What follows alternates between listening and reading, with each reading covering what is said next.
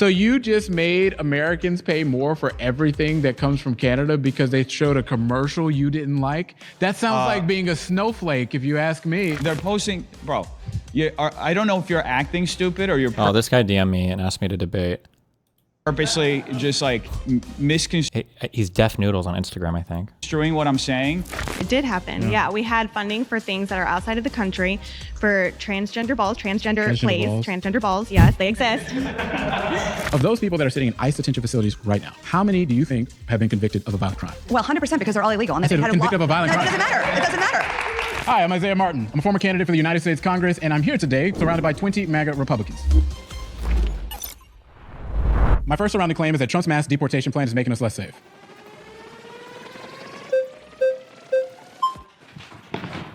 Hey, how's it going, brother? Good to see you. Great to meet you. It's interesting that you claim that because according to the DHS, 70% of the people who have been deported so far have been criminals, either caught in the act. Yes.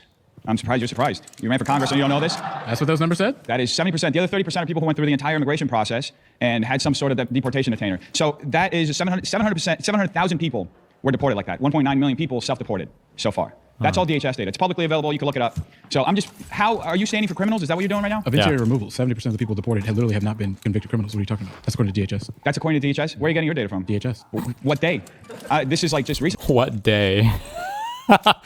Last Tuesday, sir. Last from up to October or mid-October of this year. So we're going to need a fact check on this because I literally checked yesterday. Not convicted criminals. 70% of the people deported are not convicted criminals under interior They removal. were people. So they were people that had either been convicted criminals. No. Or hold on, are we about to dramatically expand it to or accused of crimes?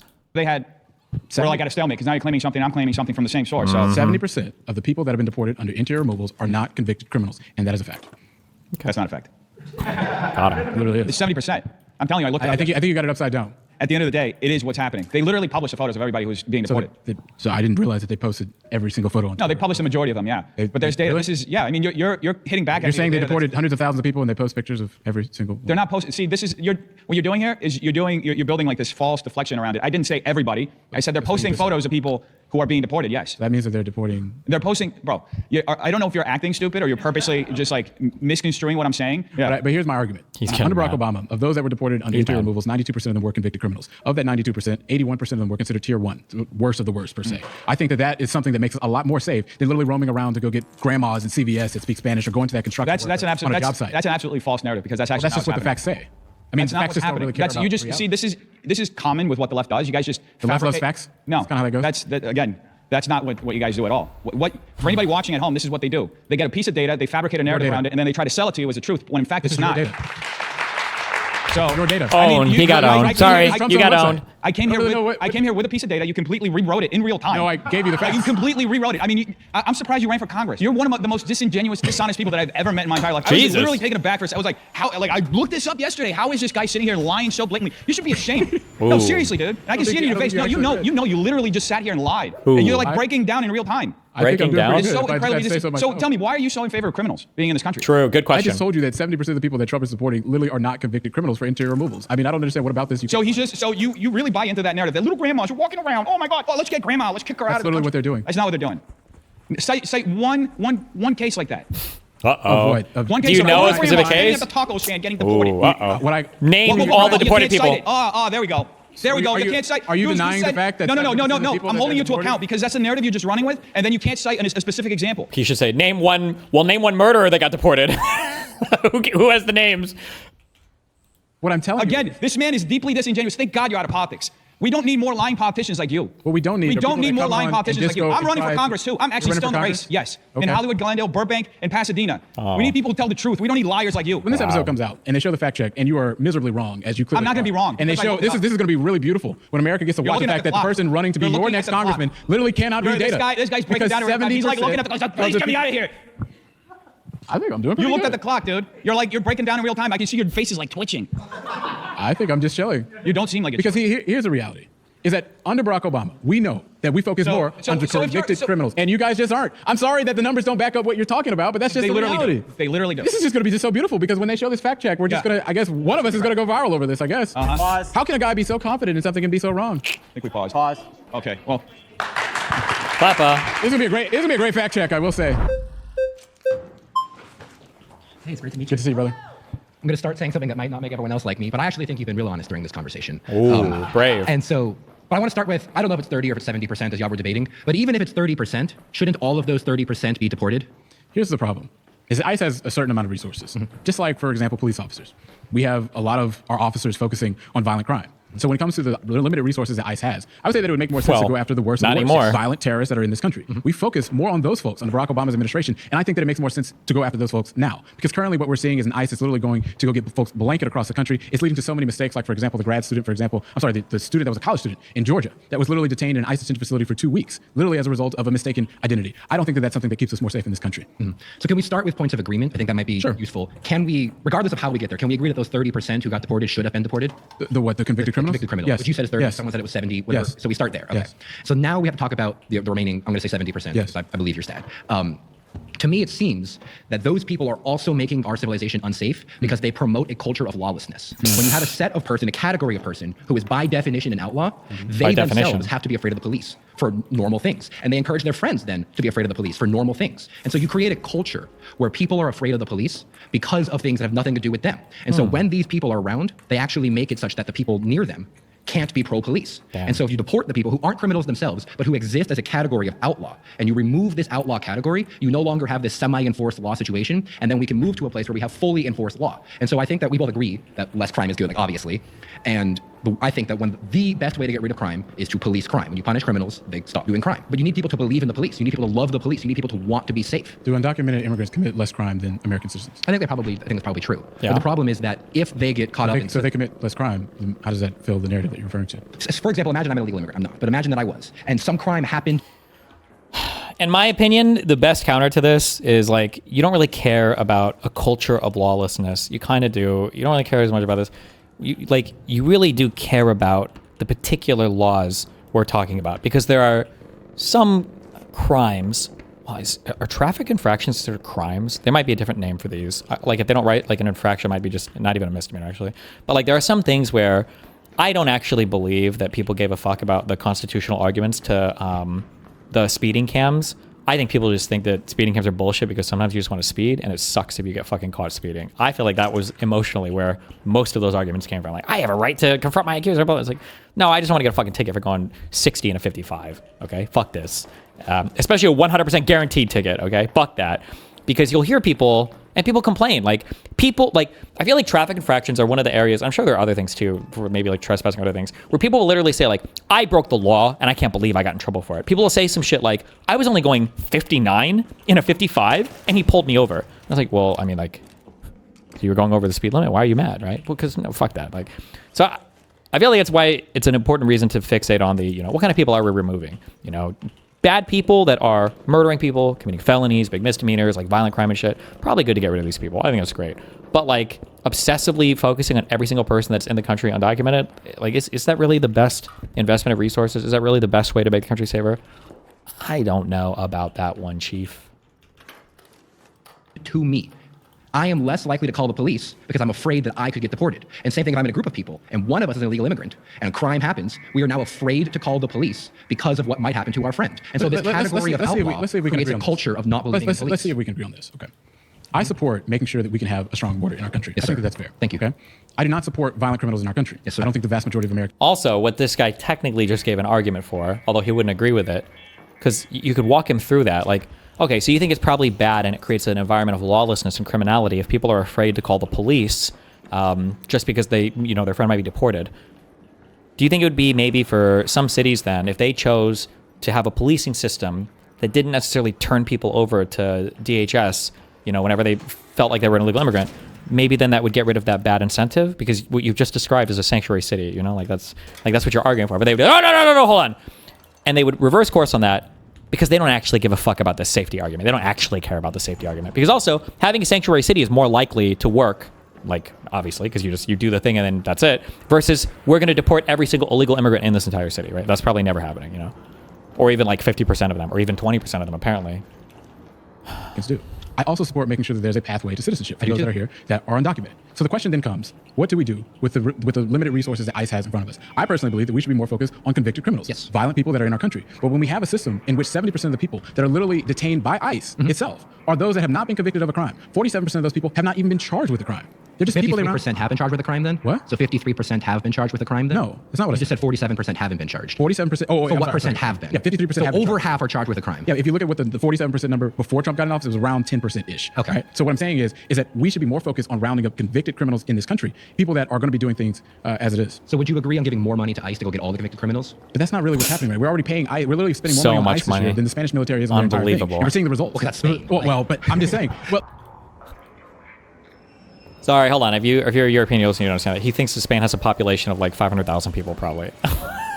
What the fuck? Well, that's Spain.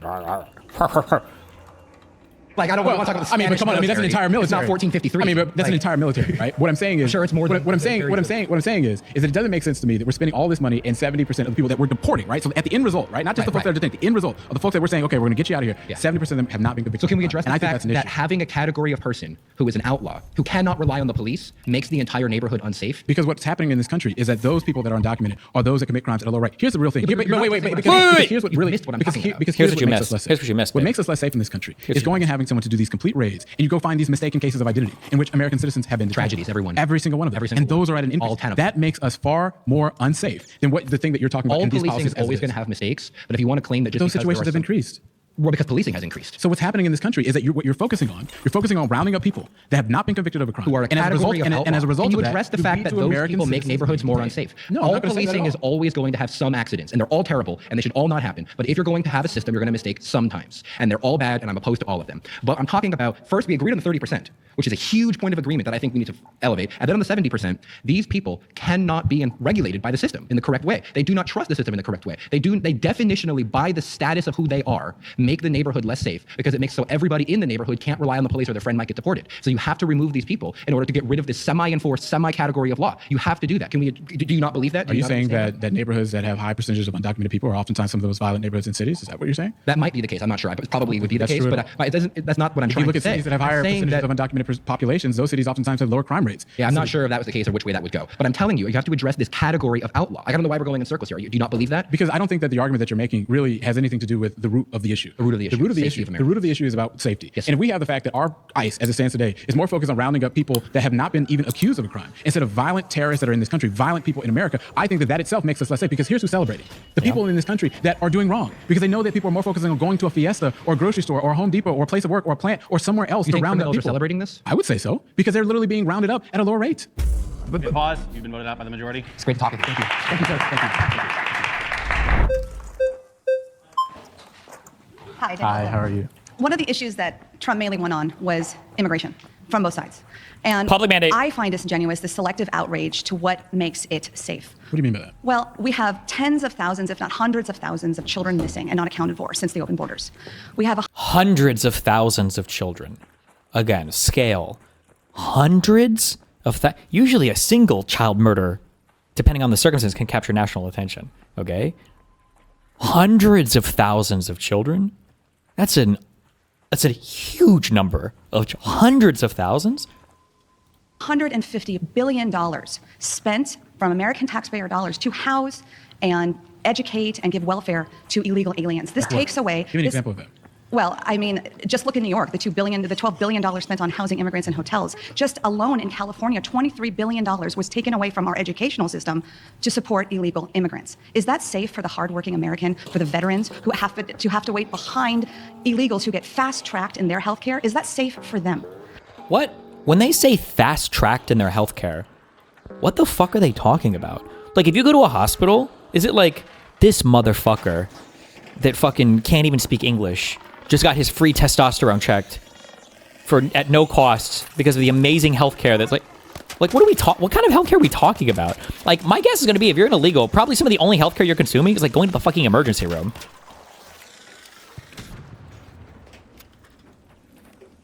This guy, he got all the labs. This motherfucking dude comes in every Friday for his free MRI. It's fucking bullshit. Now, I probably find agreement with you that people who want to do it the right way, there should be less bureaucracy. There should be people who want to contribute to the American dream, who are here in good faith. My father's an immigrant. My grandparents are immigrants. They always are. You have to do it the right way. And sometimes when you have such irresponsible management of the borders, as we've seen with open borders for the last few years, there will be sometimes an overcorrection. What is Donald Trump doing to make it easier to do things the right way? Well, he's closed the borders. That's number one.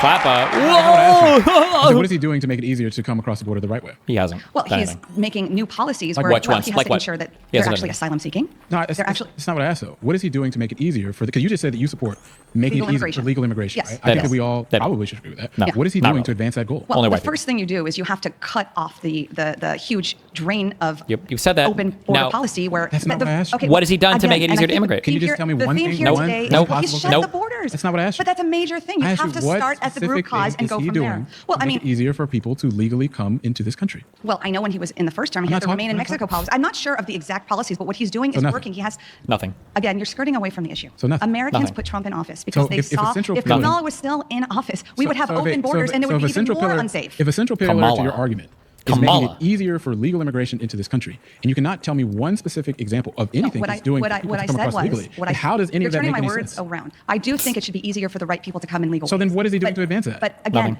in the meantime, we have a big problem of So you- illegals, many you of them don't have criminals. anything. When you talk about people who talk about unsafety, let's talk about Lincoln Riley, an American who was just jogging and living her life. Oh boy. Whoo, that's there. George Floyd. Oh my God. This motherfucker. Damn, they have ridden this girl's fucking corpse through the planet, through the crust of the earth. Oh my God. Talk about beating a dead horse. And was brutally murdered by an illegal alien. Is that safe? Is that safe to let people who are gang members and nationalists and drug cartels into our country with the fentanyl crisis a real thing? Is that safe for our kids? So let's not skirt the issue. What happened to Laken Riley, I think every American agrees was absolutely horrific. I think we can say, and it's just like, for example, when Molly Tibbetts was killed under the Trump administration by an undocumented person in this country. This happens across, and every time it happens, it is wrong. And I think we all should say that any person that commits a violent crime needs to be locked up, deported. We all agree with that. But here's the central problem: is that what you're focused on is rounding up people in this country that have not been convicted of a crime. That does not make us more safe. That's, because when you have that's a blanket statement. that's just you're simply the making. facts. Trump has run on criminals, violent criminals first. Let me ask That's you. what Let he's me focused ask you a question. Yeah. Of those people that are sitting in ICE detention facilities right now, how many do you think have been convicted of a violent crime? Just take a guess. I could not. I trust clue. the Trump Take a administration. guess. I Just don't throw a know. number. Just take it. What do you think it could be? Well, 100% because they're all illegal. And I they said convicted of a Ah, violent. there it is. Always do that. Always do that. Like, what kind of women do you hate? I hate the women that act like cunts. Okay, well, like, why is it that you seem like you hate every fucking woman or whatever, blah, blah, blah? Because all women are cunts. Based. Absolutely based. You got it. Hell yeah. Okay. It doesn't matter. It doesn't matter.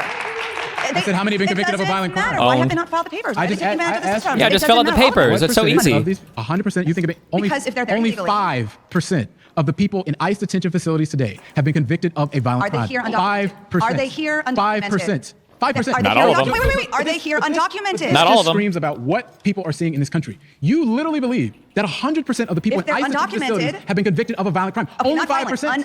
I said a crime. I Is asked that they're you about violent undocumented. crime. I don't know the statistic of violent crime, but do you I just understand why asked they're there you. in the first place? You just told me that Okay. number was 100%. Okay, they're undocumented 100%. Boom. The priority That's we should not all true. agree on should be violent crime first. 95% of the people in ICE detention facilities have not been convicted of a violent crime. I don't think that's a true statistic. That's a fact from DHS itself.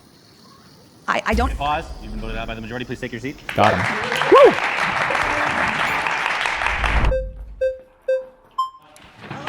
How's it going? Martin, nice to meet you. Let's see. It's my last name. Oh, it's a great name. Awesome. So I guess on this illegal immigration point, you talked about affordability earlier, so I want to talk about that a little bit. Do you know how much the average American citizen contributes in taxes to subsidize illegal immigrants in this country? How much? It's $1,000 per U.S. taxpaying citizen subsidizing illegal immigrants in our country. 2023 report by the Federation for American Immigration Reform estimated that illegal immigration cost U.S. taxpayers on a net average of $956 per person. Per person annually. As with previous citations of FAIR's estimations, this one falls under the same criticism. I think this is like a mega. I would have to evaluate the thing before just saying it, but I'm pretty sure on blanket, like FAIR always gives like pretty contentious estimates related to immigration. We also talked about affordability earlier. We're talking about federal taxes, right? Yes. Why are house prices so expensive right now? We haven't built enough over time. Well, I mean, that's part of the reason, but I would say another part of the reason is because we've had 10 million people enter our country in the last 4 years who aren't supposed to be in our country. And guess what? When you kick out, according to the admin, 2 million people.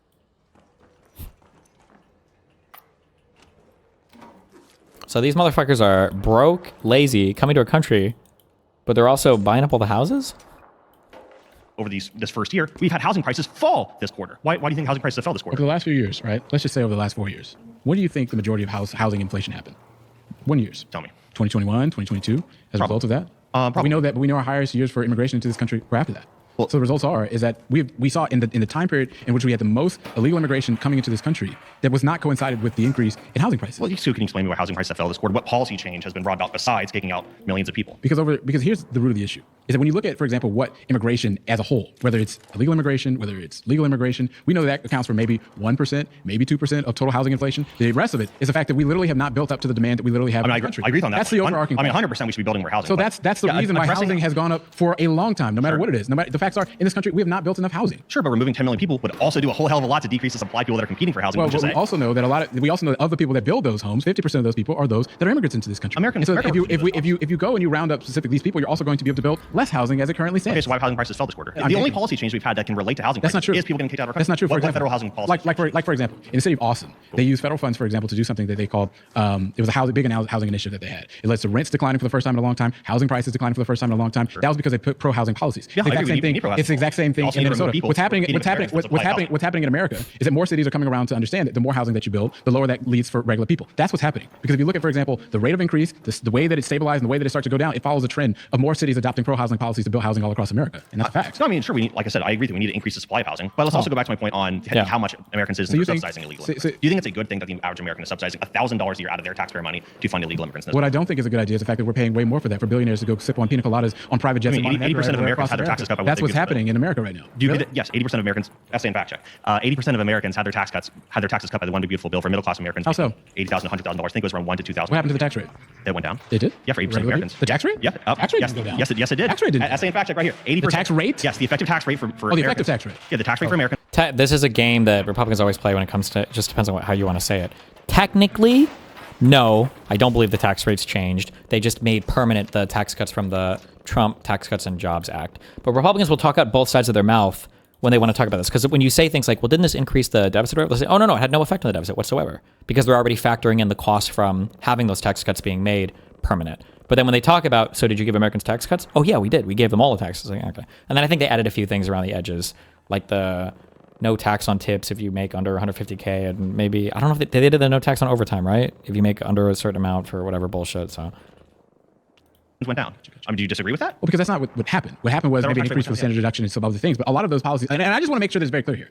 The policies for regular people and the tax cuts that were in the big, beautiful ripoff bill, per se, for those that make less than $200,000 a year, were supported by a lot of Democrats. Democrats supported these ideas. Nobody supported raising income taxes for folks that made less than $400,000 a year. Kamala Harris Nobody. No. Tax Cuts and Jobs Act. Exactly. You know why? Because what we don't support is the fact that the richest corporations in America are getting away with paying little to nothing in taxes. What we know is that with the 21% corporate tax rate that we have, it's too low. Okay, so perfect. I want to establish. You want to raise the corporate tax rate. You want to tax unrealized gains. You want to do all these things. Did I say that? I mean, I'm asking you because that's what Kamala Harris said. I think that for those people that make more than $1 billion a year, they should pay a property tax style tax on their wealth. That is what's okay. Well, you talk about corporate taxes because that's what Kamala Harris ran on. She ran on raising the corporate taxes and raising the effective gains tax. Can you at least acknowledge that is just economically suicidal for our country and would result in businesses slashing jobs and leaving our countries in droves? You know what the top corporate tax rate was in the 1990s when Bill Clinton had the largest peacetime expansion of the American economy record? 35%. Okay. Higher than what it was now. Do you know what the effective corporate tax rate? Do you know what the I don't think corporate tax rates would impact things much. I'm not a fan of corporate tax rates. I think corporate tax is kind of dumb. It's tax income more, but I doubt that it would have some massively deleterious effect on the on corporate environments or whatever. However, it is funny that this guy will say, like, well, if we did higher corporate tax rates, that would destroy everything, and that would be so horrible. Oh, what about if we tariff every single fucking thing this country imports from every single fucking country on the planet with absolutely no concept of what a fair tariff would be, when the tariffs will end, how the tariffs are going to be levied, if they're going to be, or if they're going to be permanent, right? Do you think that would have a negative impact? No, that's actually perfectly fine. Okay. You know what the effective corporate tax rate was when Barack Obama had 74 straight months of job growth in America? Do you know when that was? I know that when we slashed the corporate tax rates in 2017, that we had job growth under Donald Trump. Do you know what it was? What was it? It was 35%. Okay. So in these massive periods of time in which we've had so much job growth in this country, tens of millions of jobs created in this country, we had a 35% corporate tax rate. And then when we cut it again, there was even more job growth under the first Trump term. That's literally not what happened. The rate of job growth literally declined right after that. We just continued on a trend and then it literally smoothed a little bit. That's kind of what happened. No, we had record job growth under President Trump in 2017 up until the start of COVID. That's just simply not true. Because what happened? You're just wrong. Because you can say that I am all you want, because the reality is that under Donald Trump, the second the Tax Cuts and Jobs Act was signed, we were on a period of job growth for a very long time, but the rate of increase started to smooth out a little bit. Because here's the reality, is that we saw that job growth in this country can continue with a top corporate tax rate of 35%. And all I'm saying here today is that when you go and you cut these big taxes for these big corporations, what happens to the deficit? It goes up. It goes up because we need to spend less. You are borrowing against our children's future. That's why you saw an emergence of $1 trillion deficits when Donald Trump signed that bill. Well, I mean, that was mainly because of COVID and having to spend during COVID. Even if you look at the Committee for Responsible Budgets report, which is a nonpartisan committee of non-COVID related debt approved into this country. About $4.5 trillion approved on Donald Trump compared to about 2.4 trillion. Okay, so then let me ask this: then when we fulfill, do you agree with the facts are requirements for Medicaid? so the facts are is that when you go and you pass a piece of legislation like that, it adds more debt that all of us eventually have to pay, and it leverages our children's future. Pause. We're out of time. Thanks so much. Hey, before we go any further, we want to take a moment to say thanks so much to Straight Arrow News for powering the fact checks in this video. Thank you, Straight Arrow News. is on a mission to raise the bar on journalism in a Wait, time what of happened to media Ground bias and News? mistrust. Straight Arrow News helps you quickly find trusted information you need to understand the news, allowing you to dive deep into the topics that matter to you and the world around you. Their work is trying to break the bias bubble, helping you understand how every side of the political spectrum is reporting on a story, so you get a full picture of the news. That's why we're so happy to be partnering with Straight Arrow News. They deliver the facts, unbiased, balanced, and designed to make sense of a complex world, getting you the clarity you deserve and news you can trust. Go to san.com/surrounded or click the link in the description to check it out. By clicking that link, you're not just supporting this channel. You also take advantage of a better way to get the news. Welcome back to Trustworthy Journalism. Wow. Thanks again to Straight Arrow News for partnering with us on this episode. Now, let's get into it. Let's go. My next surrounding claim is that Trump prioritizes the wealthy while he leaves you behind. Wow. Nice to meet you, I'm JP. Good to see you, JP. Let's get right into it. Let's go. Yeah, so Never trust people with weird names that don't like use their first name. Your name is your first name, your middle name, and your last name. And but when people call themselves like, oh, like I'm JP, or I'm like a.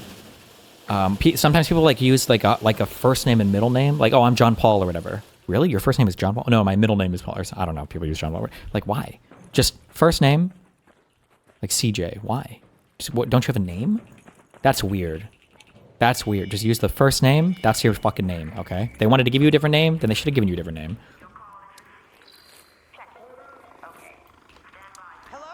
I think that I can see your claim. I want to hear you argue it a little more if you want. I mean, the main argument is that look at all the things that Trump promised. He promised that he would make us not pay taxes. He promised us that we would have gas prices national average less than $2 a gallon. And he promised that he would cut our energy bills in half within a year. It's a year. We don't have any of that. Our energy bills are up 11%. Meanwhile, we see the wealthiest 1% of Americans getting about $1 trillion worth of tax cuts with a big rip-off bill. I would say that's very clear that he's more focused on the wealthiest people in our country. I think that the argument that I would make, and I think it's a structural one, is that Trump can't control everything. For the last 30 years, globalism has dueled our strategic thinking. Ooh. And if we want real change, it's not going to happen. Not in a year. It's going to be. Didn't he say it would though? Break, and that's just beginning. Didn't Trump say day one? Didn't Trump say day one? Is a hyper. Why are these guys okay with Trump lying? Trump didn't say it's going to be a long, arduous process. Trump didn't say it's going to take us a long time to build it. He says on day one he was going to do all these things. He said 100 trade deals in 100 days. He said on day one I'm going to bring all this stuff down. On day one I'm going to solve Ukraine, Russia. On day one I'm going to solve Israel, Palestine. He didn't do any of this. Why? What happened?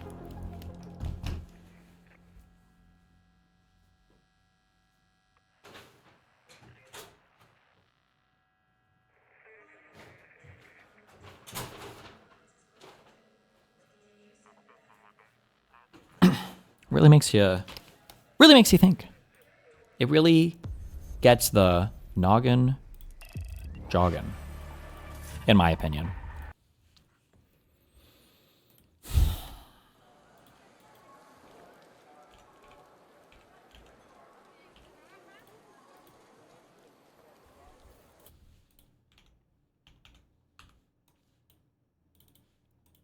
Fixation on consumers, on the products. But what we've lost is labor, and I think you, as a Democrat, should understand this. I didn't know that. I know that it was a bad thing to be concerned about prices. Under Joe Biden, I didn't know we that had a 50 to 60% increase of border crossings.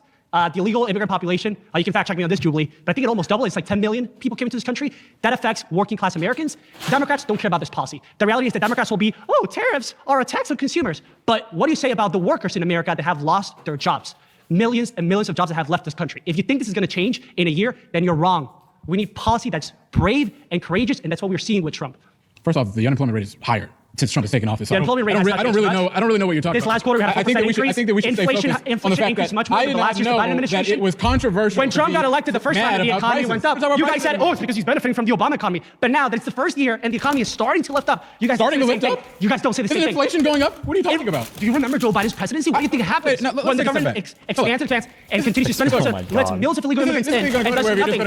If you want to lower inflation and at the same time bring back jobs, you need to do two things. I don't think you're saying domestic deregulation, while at the same time fighting the externalization of labor. We've let our country kill itself, and we don't want to do that no longer. If it's going to take some discomfort, I welcome it, and I think many Americans welcome it. What we're not going to do, and what the Trump administration is not going to do, that Democrats did, is ignore the American people. Yes, popular sentiment right now, they're not comfortable with the economy, but they have not been comfortable with the economy in the last 30 years. Because you've been talking for a solid 3.5 minutes. Do you think the economy has worked under Biden or under Obama? Here's what we were talking about. I'm going to remind you about the prompt.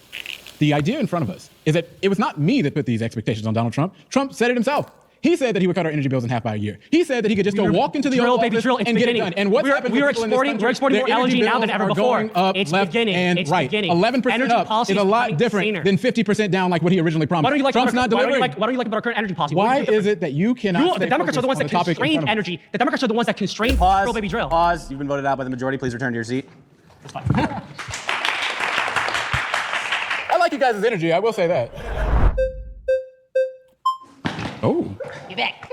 She's quick. Hello. I just kind of want to piggyback off some of the things I feel like my last friend was trying to get to. So, and you said Trump set the expectation for himself. And so what I feel like a lot of people do on the left is they hear Trump and they hear it through the lens of, I already hate him, I already want him to fail. So already you're coming at it from a very counterproductive perspective. The way, because I watched every Trump rally because I had to. Really? Absolutely, because I used to hate him. But what I found out was the reasons why I hated him was because of how things were cut up and presented to me for so many years. So I had to take it upon myself to go back. I had a lot of time in COVID to go back, watch every rally. A lot of it was hilarious, but it really gave me a full, better understanding of, oh, he was really saying this, right? So, because I used to be on the left, absolutely. How I see we're going to do it within a year is the policies are going to activate. We're going to have clear policies and we're going to make moves within the first year. Now, if you're being honest with yourself and you're being genuine, good things take time. Change takes time. We're not going to fix everything that fell apart in 1 year. We're not going to see the results by December. To me, that it would just be disingenuous to say that you believe that anybody could do that, especially since of how we've suffered post-COVID. The globe suffered post-COVID. We have a lot to fix. So what I saw was him saying, hey, we're going to do these things, policy, we're going to have the strategy, the things set in place within the first year. Hence all the manufacturing deals. We have absolutely, NVIDIA, we have so much money coming into this country to build plants. All that's going to take time. And all of that's going to help the working class. Because let me tell you something. I'm also still the working class. I'm college educated. I know they said MAGA wasn't college educated or black, but I am. And let me tell you, but I'm also still working class. I also still drive Uber, drive Lyft. I clean a yoga studio. And let me tell you, like, usually those jobs go to,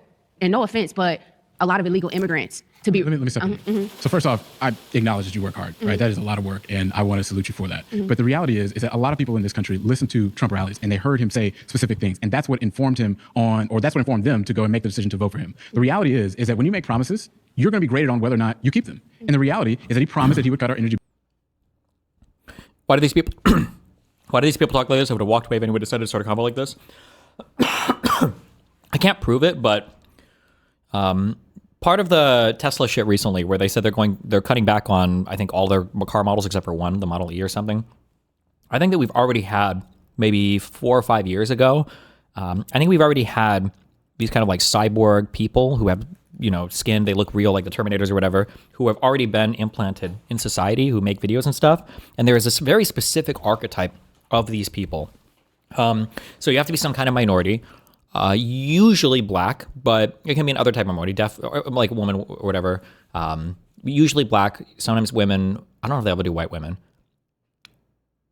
No, I don't think. It'll usually be a minority for skin color. And then what you do is you make Instagram reels, you make TikTok videos, you make X videos, and they all follow the exact same type of format, right? So it'll basically be, I grew up my whole life and I always voted Democrat. My family's working class. We were in a labor union. We always supported Clinton. And, in 2016, I hated Trump just like every other liberal. And I'd always heard these horrible things about him from mainstream media. And, I supported Biden and everything else. And then COVID really opened my eyes, or some content creator really opened my eyes, or somebody in liberal media said something and it really opened my eyes. Or I saw an episode of Joe Rogan and there was a guest on that really opened my eyes.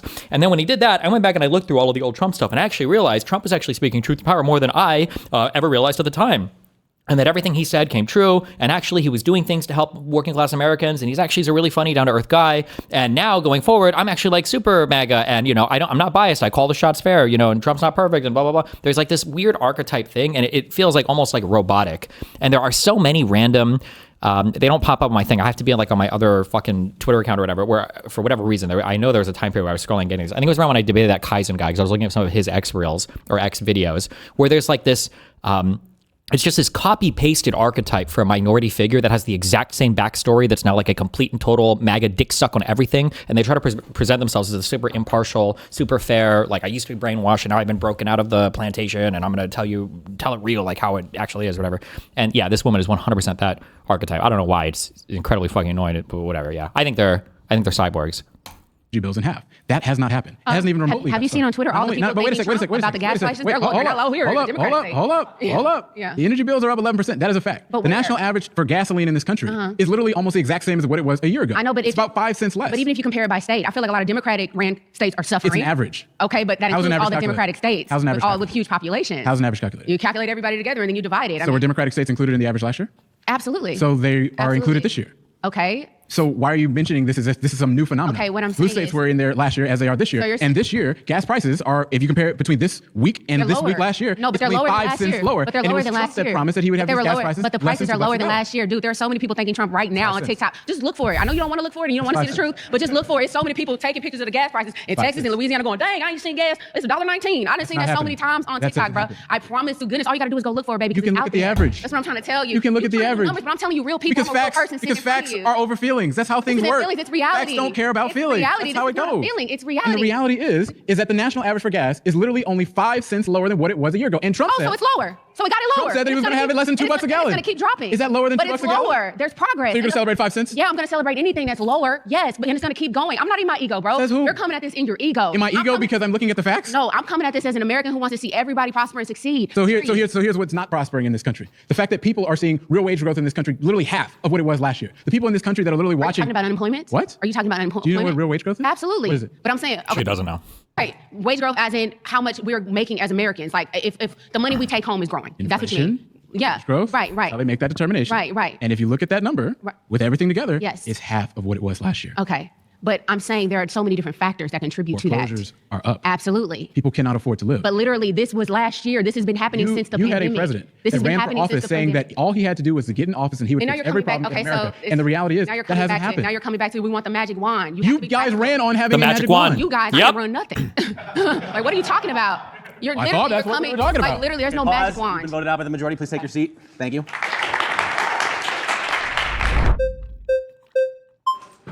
Sorry, guys. Hi, how's it going? Nice to meet you. I just wanted to piggyback on something that was said before about like the average of gas prices. Yeah. So I know about this pretty well. So I'm from Washington State, and we had something called the Climate Commitment Act done by our Democrat-run state, which actually raised our gas prices since last year. So when you talk about the average only going down that much, it has gone down in a lot of other places in the country, but it's actually gone up in several blue states. So that's probably why you're seeing the average not go down by as much. So a lot of blue states live in insulated bubbles where they're not even getting the effects of some of the benefits of Trump's policies like deregulation for energy. Did blue states have gas taxes last year?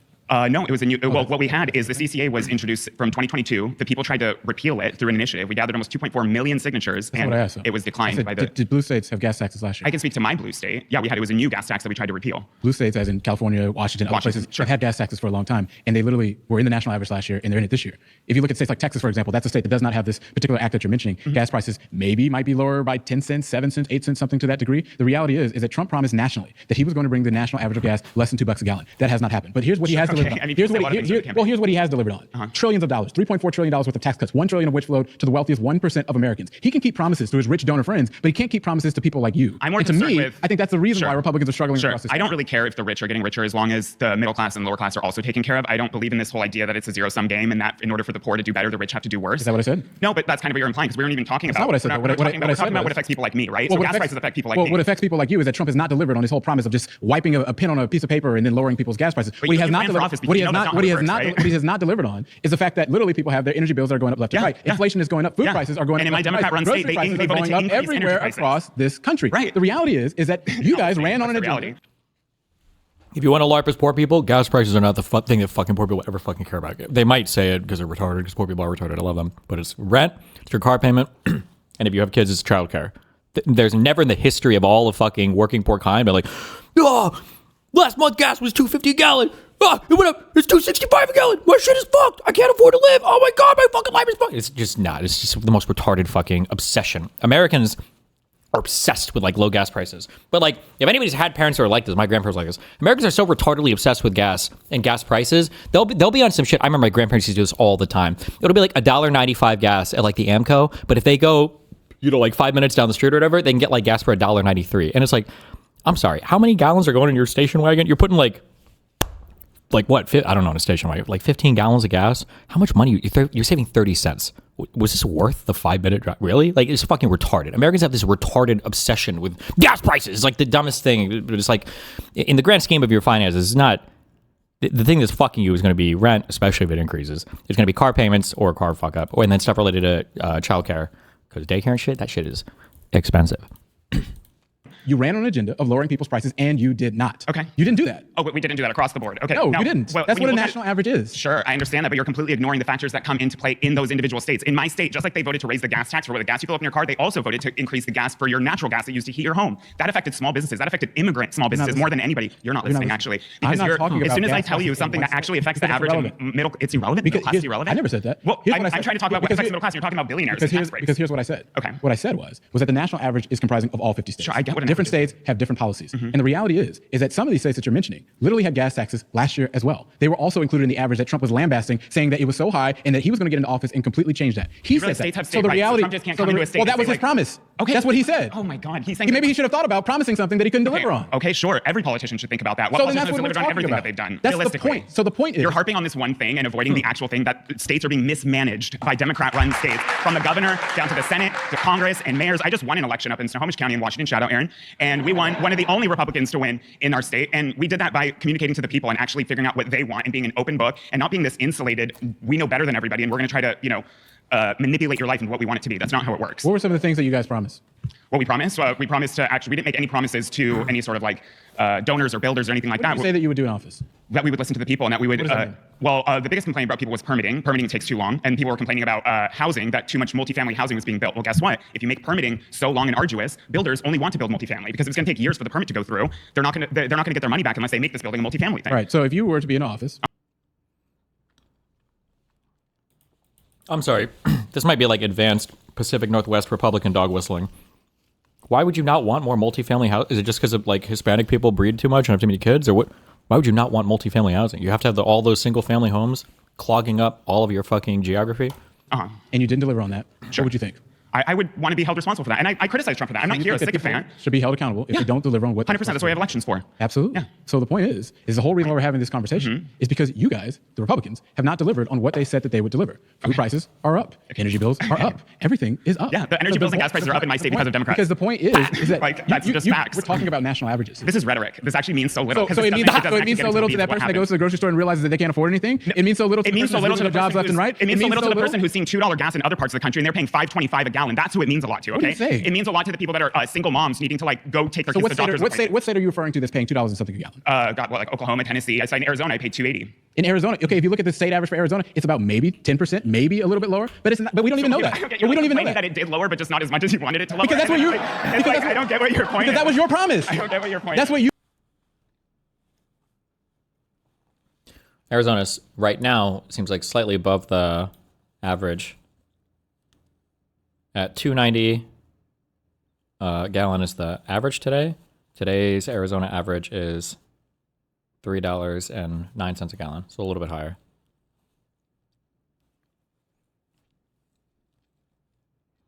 Lower than it was a year ago, though. You promised. Okay. You promised that you were going to have these prices less than $2 a gallon nationally, and that did not happen. I look a little different than Trump. I did not say those things. Well, Trump still made these promises. He did. Sure. And he didn't deliver it. Okay. There we go. That's the argument. Low IQ talking point. I didn't say those things. Who the fuck are you, bro? Who the fuck are you? We're not here to debate your personal political ideology. You're here to defend your movement. Like, only promises that seem to be kept are for those that are well connected in this country. Because it makes no sense to me that we got the tax exemptions. If someone else breaks your promise for you, is that still your fault? What? If you promise something to somebody and say there's a middleman, like, I don't know, a state government, and then that middleman completely takes away what you promised. Then you don't make the fucking promise. This is also annoying because this is also like we talk about a businessman or whatever, right? Trump is a deal maker, a businessman. Then make deals with your fucking states, then do the thing, or be a business owner and take responsibility. To somebody else, is that still your fault, or is that the fault of the person who actually has? This is also annoying because if you have any. I will lean on my food service experience, okay? Yeah, I worked in a casino for 2 years, okay? So that makes me the man of the people, the working class, okay? Everybody that's worked in any type of supervisor or team lead role, imagine if you say, hey, manager, my team can deliver on this product in 2 weeks, and then it doesn't happen. Your manager's like, hey, what's going on? And you're like, well, let me tell you, I got some tea. We're going to go to lunch. I'm going to serve up all this great tea about how worthless my fucking employees are. You're just going to get fired. What do you mean? Why are you blaming your employees? It's your fucking job, motherfucker. You gave me the timeline. If you need to change it, then change it. Or fire your people and get new people. Like, Trump can't make a promise knowing that there are other people that might impact that, and then do nothing to work with those people, and then say, well, I couldn't do it because those other people, got in my way. You made the promise, motherfucker! has control in that area. Why don't you explain to me what this Washington particular thing is? It's the CCA. It's the Climate Commitment Act. So what is that? So it's essentially it's a carbon tax. And Jay Inslee, the last governor of the state, promised that it would only increase gas prices by pennies. That's what he literally said. He said pennies. We're talking about pennies. On average, it increased between 50 to 70 cents per gallon. I'm not listening. Pause. You voted out. I'm sorry. All right.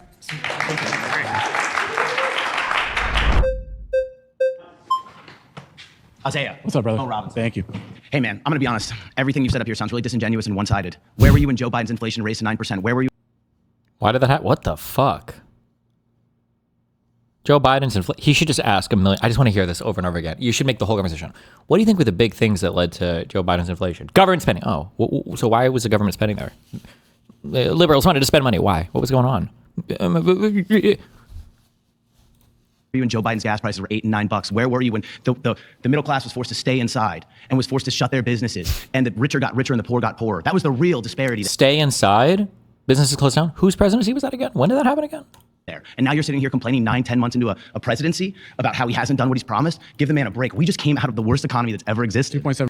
Why is it low IQ to want to be understood from your own positions, not broad generalizations? Destiny, wouldn't it be annoying if some Democrat lawmaker was involved in some scandal and then a conservative claimed you're in the wrong for it? Not if I'm defending the lawmaker. If somebody wants to interrogate me about like Hunter Biden or whatever, am I going to say, well, I'm not Hunter Biden, he's not my kid? Like, what do you mean? No, I'm here to defend the Biden administration. So of course I'm going to speak to everything that's going on inside of it. What do you mean? What a stupid fucking question. 7% was the inflation rate. The neither presidential election. Is that the worst the economy that you've ever seen? What do you mean 2 Say it again. On the neither presidential election, the inflation rate in this country was 2.7%. So does that just take away the fact that it got to 9% in 2021 and 2022? Why? What's your point? First off, I'm not here to defend everything under Joe Biden. No, what I am here to say is that when inflation was high, that was a result of the pandemic, and he brought that down to 2.7%. So you in the last year, you inherited an economy. So 3 years was inflation absolutely substantially lower, and as a result, you guys ran a whole campaign saying that you were going to reduce it lower than the 2.7%. That did not happen. But it's happening. In fact, is it? Is inflation going down? Well, actually, what's crazy is inflation going down? The Fed chair, Jerome Powell, just said that we've taken in more money. Is inflation going down? Let me finish my comment. Jerome Powell said that the tariffs have brought in so much money that we're actually down? in a surplus. It will. Inflation is going down? Does anybody think that their grocery prices are going down in America? Actually, chicken did just go down. Why? Because Trump thought that they were and beef prices are near all-time highs. So we can play this game of one. That's why you got to look at an average. That's how that works. You ran for Congress, but you didn't speak out when Joe Biden destroyed this country, and now you're here 9 months into a presidency. Oh no! Come on, man. This all seems disingenuous. 2.7%. What are you talking about? It seems totally disingenuous. Chicken went from $3.40 to $10, and you said nothing, and that's ridiculous. And now you're complaining that Donald Trump can't magically flip the switch. He made the promise. Don't make promises you can't keep. Okay, so that's what I'm saying is disingenuous. You haven't even waited a year yet. He said that he was going to do this quickly. He said on day one he was going to start lowering Democrats and Republicans. We realize things take time. You made the promise and said that it was going to happen.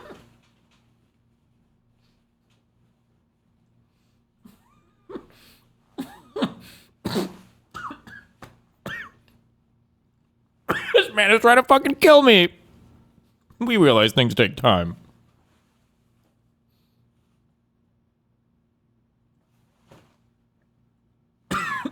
That was a good. He cooked. He cooked with that one. Made the promise. Don't make promises you can't keep. Okay, so that's what I'm saying is disingenuous. You haven't even waited a year yet. He said that he was going to do this quickly. He said on day one he was going to start lowering Democrats and Republicans. We realize things take time. You made the promise and said that it was going to happen in less than a year. Everybody makes promises, my man. Let's be. Oh, okay. No, you're not. Again, this is why I think you're disingenuous. You're laughing at me. Did you win your Congress? Brother, we're talking about the fact that inflation. No. I'm saying maybe you didn't win because you're disingenuous. And now we have inflation that's going up. Okay. I don't think so the gas prices nationally are beneath $3 a gallon, lower than they've been in years. And you're sitting here picking issues.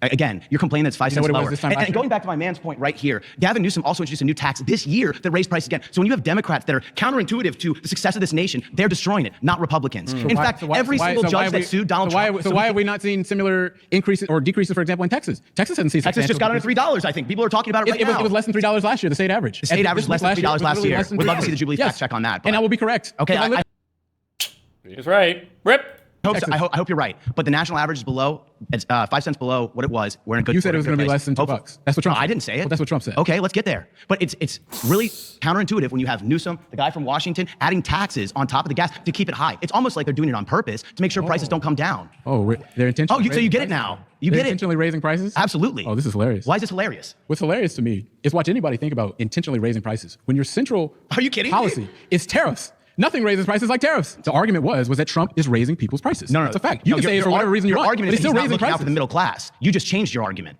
He is looking out for the middle class. Hopefully tariffs bring jobs back here and brings back manufacturing. Why is the unemployment rate going up? Why is manufacturing activity going down? Well, let's see. The unemployment's going up because we had to fire a bunch of people that were sitting in government because Joe Biden made government jobs go astronomically out of control. And then he paid a ridiculous salary. So that's why you're like, oh, the wages went down. Actually, wage growth hasn't gone up in 50 years. The median salary in this country hasn't gone up in 50 years. In fact, if it did, minimum wage should have been well over $20 10 years ago. Will you support raising the minimum wage? No, I won't. Now he's killing me. I'm not going to survive.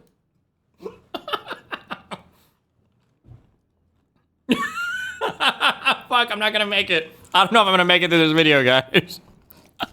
Okay, pause. You care about wage growth? No, that's not what we're discussing. But hey, wage growth. Okay, sit up. My next surrounding claim is that Doge was a complete and total failure. You're pretty quick, Philip. Thank you, sir. It's an honor and pleasure. Thank you so much for having me. Yes. Pat Bayers, this is your man. This is your man's out here, okay?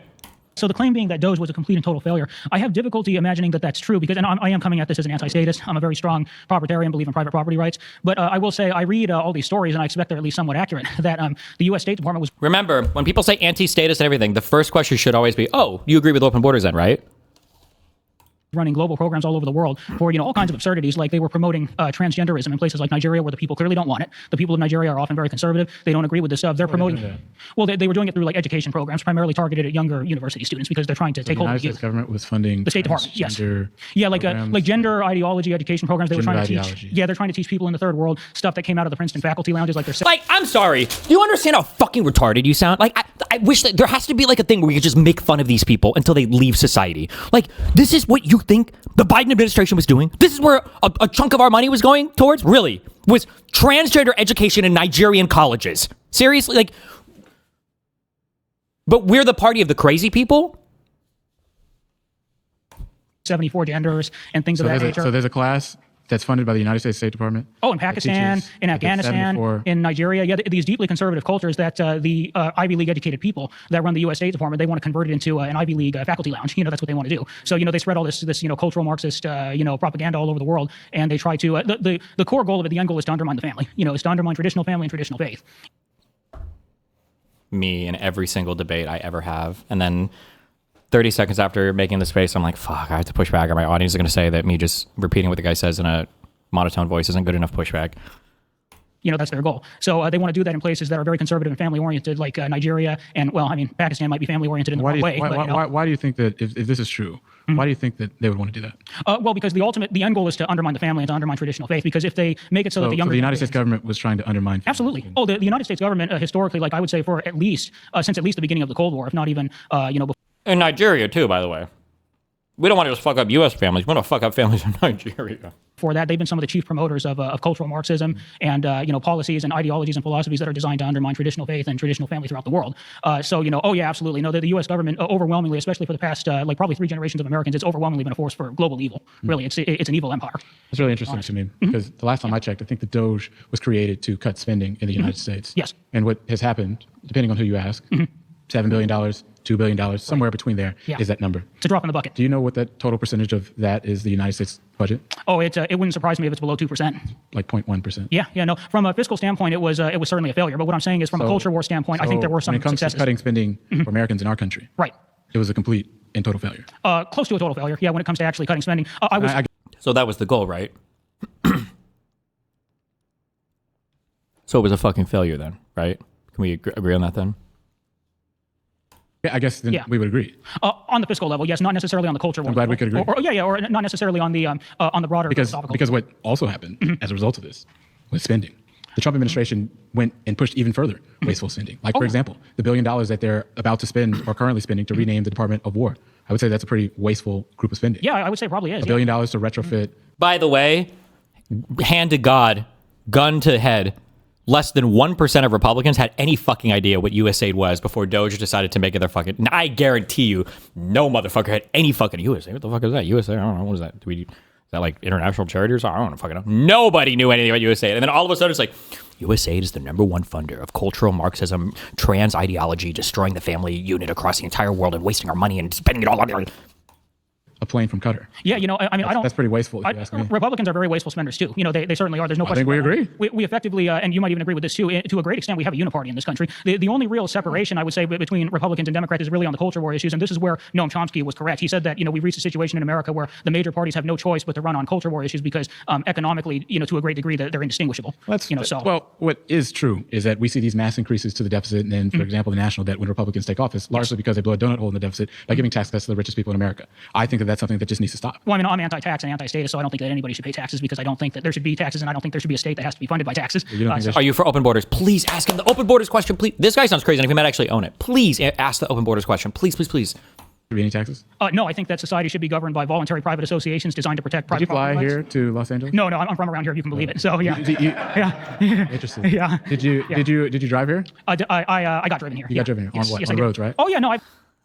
Why not just say you drove there, bro? Oh no, by your mom? I'm just kidding. I'm sorry. Fully recognize that there's public amenities all around us, and that in some way in or order other. for you to drive here, it takes what? It takes funding to keep the roads. Well, yes, but I've been forced to pay taxes to fund the construction and maintenance of. Ooh, I don't know if he's debated a bunch of crazies before. You have to be careful when you ask them these open-ended questions because depending on how crazy the person is, they'll be able to yap for hours about how, actually, I can tell you how we could fund the roads by having mutual private organizations that all recognize a benefit, and you would have voluntary association with these organizations. They'll have answers for you. They're not going to be stumped unless they're a normal retard. But this guy sounds like an advanced retard, so. Of those roads. The money has to come from somewhere. Yes, it'll come. Yeah. Okay. Thank you, sir. Yes, it's an honor and pleasure. Thank you. Hi. Hi, Good to April. see you. So I know Gavin Newsom is the leader for the Democratic Party right now. Is this AI? That's who's going to be the nominee most likely, and everyone's super excited about him. But guess what? I live in California, where spending is out of control, and the fact that nobody wants to even look into fraud and everyone is burning down Teslas when Elon Musk was trying to help and he came in with good intentions is shocking to me. Gavin Newsom cannot find right now $24 billion that he spent on the homeless when actually they increased the homeless now by 20% because all they do is just keep building housing and hiring developers. These two developers now have been indicted because they've been spending all their money on Coachella tickets and Birkin bags, private jets, vacations, you name it. Well, last time I checked, I'm not really here to debate the record on Gavin Newsom and what happens in California. I'm here to talk about Doge and what has happened in the federal government. And as a result of these policies, you've cut maybe 0.1% of the federal budget. Meanwhile, you've just gone and spent everything else. You now have, for example, like I said, $1 billion to rename the Department of War. You now have, for example, the fact that they're spending money, about $12 billion for farm subsidies because the tariffs were just that bad. So it's all a wash. So I don't really understand. Well, nobody let him do his job, how is it that Nobody you let guys him. are actually cutting spending? So he said that Elon said that it was somewhat successful, and the only reason he wouldn't do it again is because everyone burnt down his Teslas and tried to destroy his I have a business question for you. that he started. $100 to $200 billion in zombie payments is what he said. I have a question. Yes. Did you get your $2,000 Doge check? From the tariffs? From Doge as a Which result of all the $2,000 spending? Or from the tariffs, actually, because I think Trump actually floated the idea of a second check as well from the tariffs, I think. Neither of those happened, but It was supposed to happen. There was supposed to be a $2,000 Doge check. Did you get that? the Doge dividend. But they haven't said anything about Have they introduced something for that? that. Who said that they were Have supposed they? to do that? That's what I know Elon we're supposed said. to be He said that getting. we'd be getting a check in the mail. But no, you guys went into this not letting him do what he came there to do. So you control Why the would House, anyone want the Senate, fraud to be and continued? the White If it's House. happened, when You I control brought up literally California all because everything. it's happening in And this you government. still why How is it many happening again? excuses? What do you mean? How many Control the House, excuses? the Senate, Yep. and the White House. And the Supreme Okay. Court. And you still couldn't get And it the done? Supreme Court. How could anyone work like that? Honestly. How could anybody work with all the branches of the government under their control? You guys did not let the guy having do the anything. House, the He's a Senate, and the Nazi. White House. Who needs to let him do what? Excuse me, ma'am. What the fuck are you talking about? Demonized him You control it 24/7. all. Demonized? Hey, here's a fucking tip. Turn the fucking TV off, retard, and do your fucking job, you fucking moron. Turn off the fucking TV and get off Truth Social and X 24/7. You're addicted. You are addicted to social media. You are addicted. Put your fucking phone down and go to work. You control it all. So what?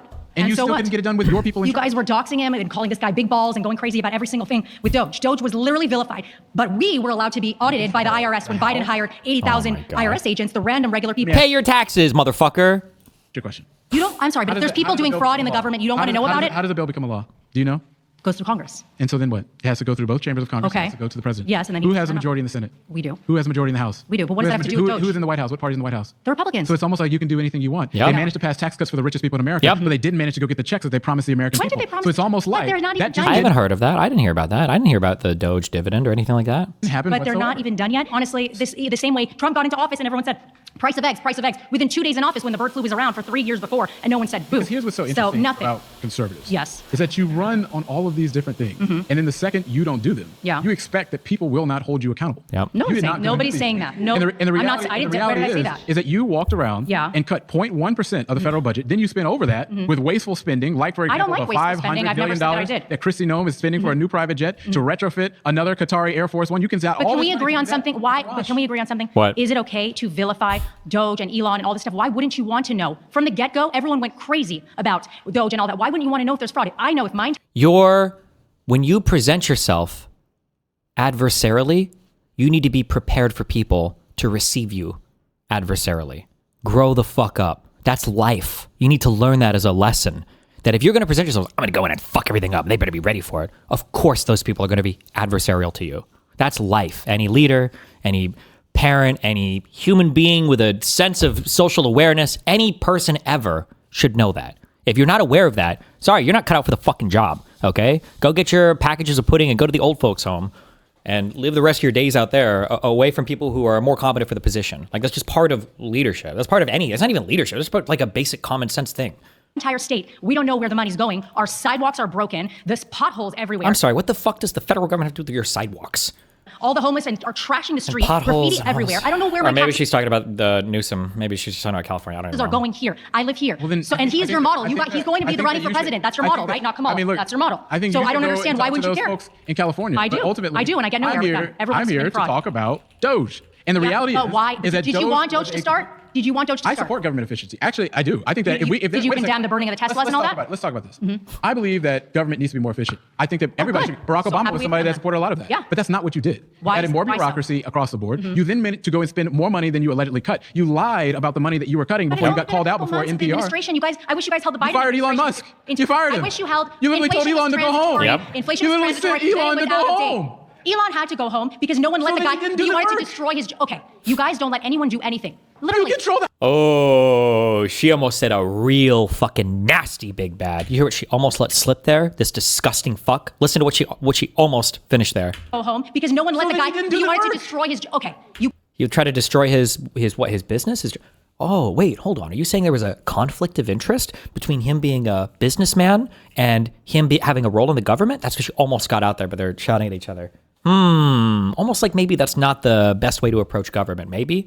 You guys don't let anyone do anything. Literally. You control the House, the Senate, and the White House. But that's irrelevant. Oh, so we can go back to immigration then, because why don't you guys pass laws on immigration? They tried. You literally. They told us he was healthy. You literally and did not go and do what you promised. You didn't. But we're not done yet. You fired Elon. He's gone. Done. Thank you so much. Thank you. What's up, man? Scotty. Right. Nice to meet you. Scotty. Yeah, so Scotty Pippen. Yep, come on now. Honestly, I kind of want to start off like, why was Doge even in this? Honestly, when we all saw the prompts, I went, what the heck? Why nobody talks about Doge anymore, right? I think we both can agree, right, that I do think Trump shouldn't be spending those things on the Department of War, right? Shouldn't be spending all that money, right? But Hunter Biden stories, 5 years. Special White House office headed by the wealthiest man on the planet that purchased the largest news-related social media feed in the world to advertise for Donald Trump, who gets a special role to audit the budget of the entire government. Why do we have to talk about that? Come on. He's gone like 6 months ago, bro. Seriously? Like, actually fucking...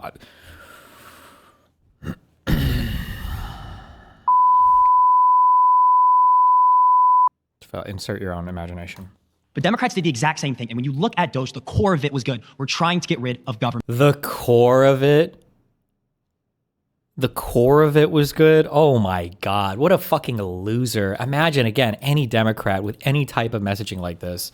Give me a fucking break, dude. Spending. That was the whole point, right? And so when you look at your prompt, can you say your prompt again one more time for me? Doge was a complete and total failure. Complete and total failure. Now, can I look at you and say Doge was a complete success? No, I can't, right? But your rhetoric when you say that prompt, right, is totally misguiding for us, right? What are we supposed to say to that, right? And now you did say, right? What are we supposed to say to that? This is why I know conservatives debate now, right? Doge is complete. Fuck, man, what the fuck am I supposed to? That's every conservative's response ever. Oh, I can't, right? But your rhetoric when you say that prompt, right, is totally misguiding for us, right? What are we supposed to say to that, right? What are we supposed to say when you're talking about specific things that the Trump administration has done being complete total failures? I mean, yeah, obviously, fuck, Jesus Christ. Like, can we talk about the intention or something, though? Jesus Christ. Or his epic Facebook post? And now you did say, right, it said, what was it, 0.1% that we were saved in?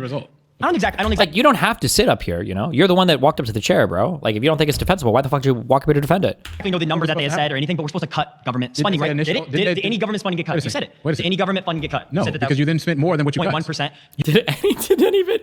I'm gonna cut $2 trillion. What did that end up being?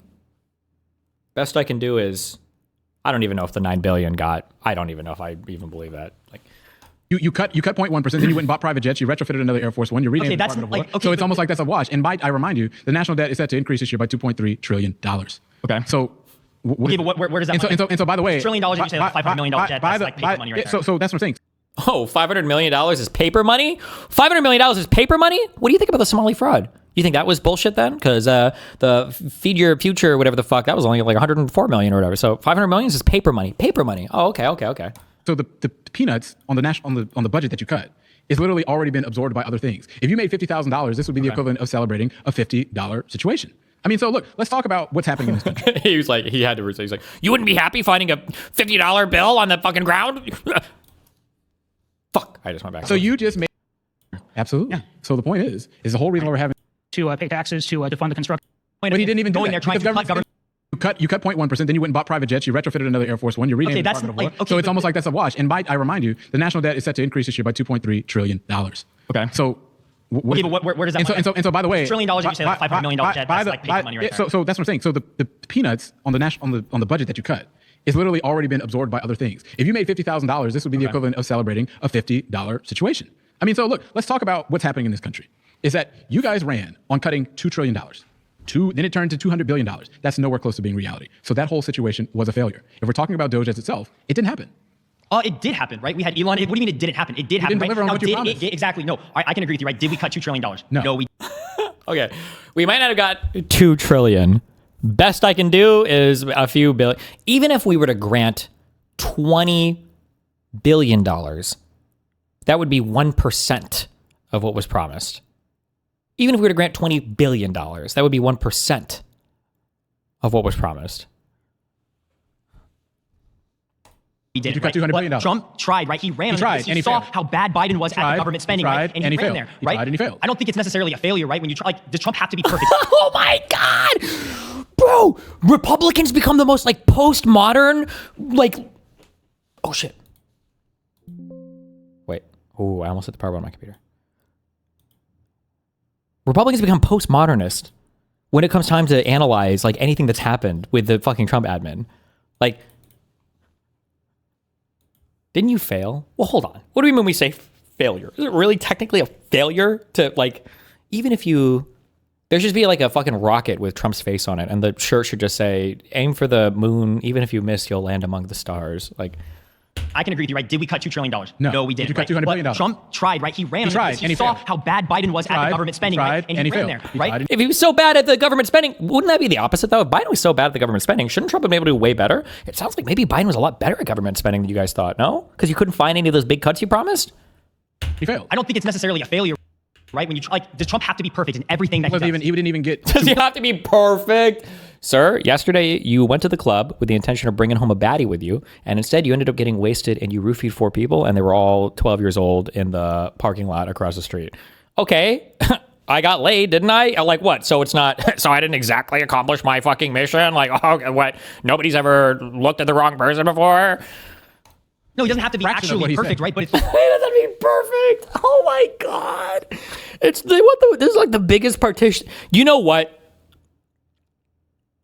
There should be when they tear down the fucking East Ballroom or the West Ballroom, whatever the fuck ballroom they make, they should take all the extra material. They should make the biggest participation trophies ever. And that should be our Washington Monument. It should be a giant fucking participation trophy to MAGA. That's what it should be. You tried. Number 1 triers. You guys tried. the whole point of he didn't even going do there that. trying to cut government spending from the start. Oh, that was the point, was to try and do it. Oh, you have to try to do it. Increase. The government's spending more money than they did last year. That's according to the Treasury. Well, okay, break that down then. Okay, no, but break that down, right? In terms of why though? But why is the government spending going up? I mean, I'm just telling you, because if the whole idea was to go cut spending in the United States federal budget, that did not happen. You didn't. Is that true? I thought our discretionary spending was down a bit. Oh shit, wait, is that true? Or am I just thinking the deficit? I think the deficit is down a slight amount. Not the debt, but US budget. What would it be? U.S. spending? Federal government? Fred. It happened. You're spending more. I mean, I don't know what you want me. He tried. I don't know what you want me to say, bro. Yeah, okay. Yeah, it's fucked. What do you want me to say? What do you want me to say? Me to like say the right. I want you Your to just say. is dumb. I just want you to say from the beginning. It's just dumb. And that could be. Oh no. the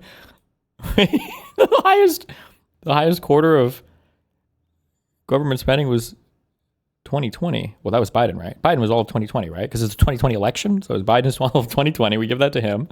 And then, oh no, why is it going up? And up and up and up and up and up and up. Wait, where was the Doge cuts? Where was the Doge part in this? What was Doge? Maybe it'll show up in next year's spending. Maybe. You think? Maybe?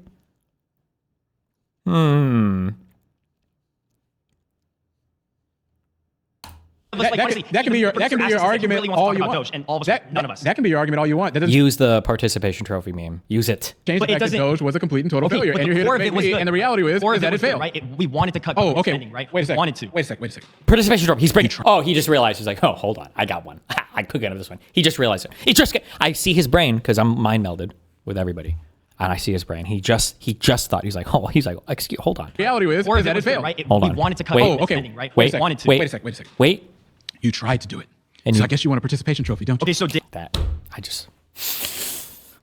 I'm mind melded. I'm fucking in there. I'm mind melded. Did Biden cut? You want a participation Biden cut trophy? government spending. You want Obama cut government spending. You want Did Bush cut government spending? What was the deficit? That's the problem. Republicans want less government control. That's the whole difference between you. Democrats want bigger government control. In 2016, can you tell me around? You don't got to be perfect. What the deficit was in this country? Can you tell me what that number was? Was it below $1 trillion? I thought when we first got our $1 trillion deficit, I thought it was a really big deal.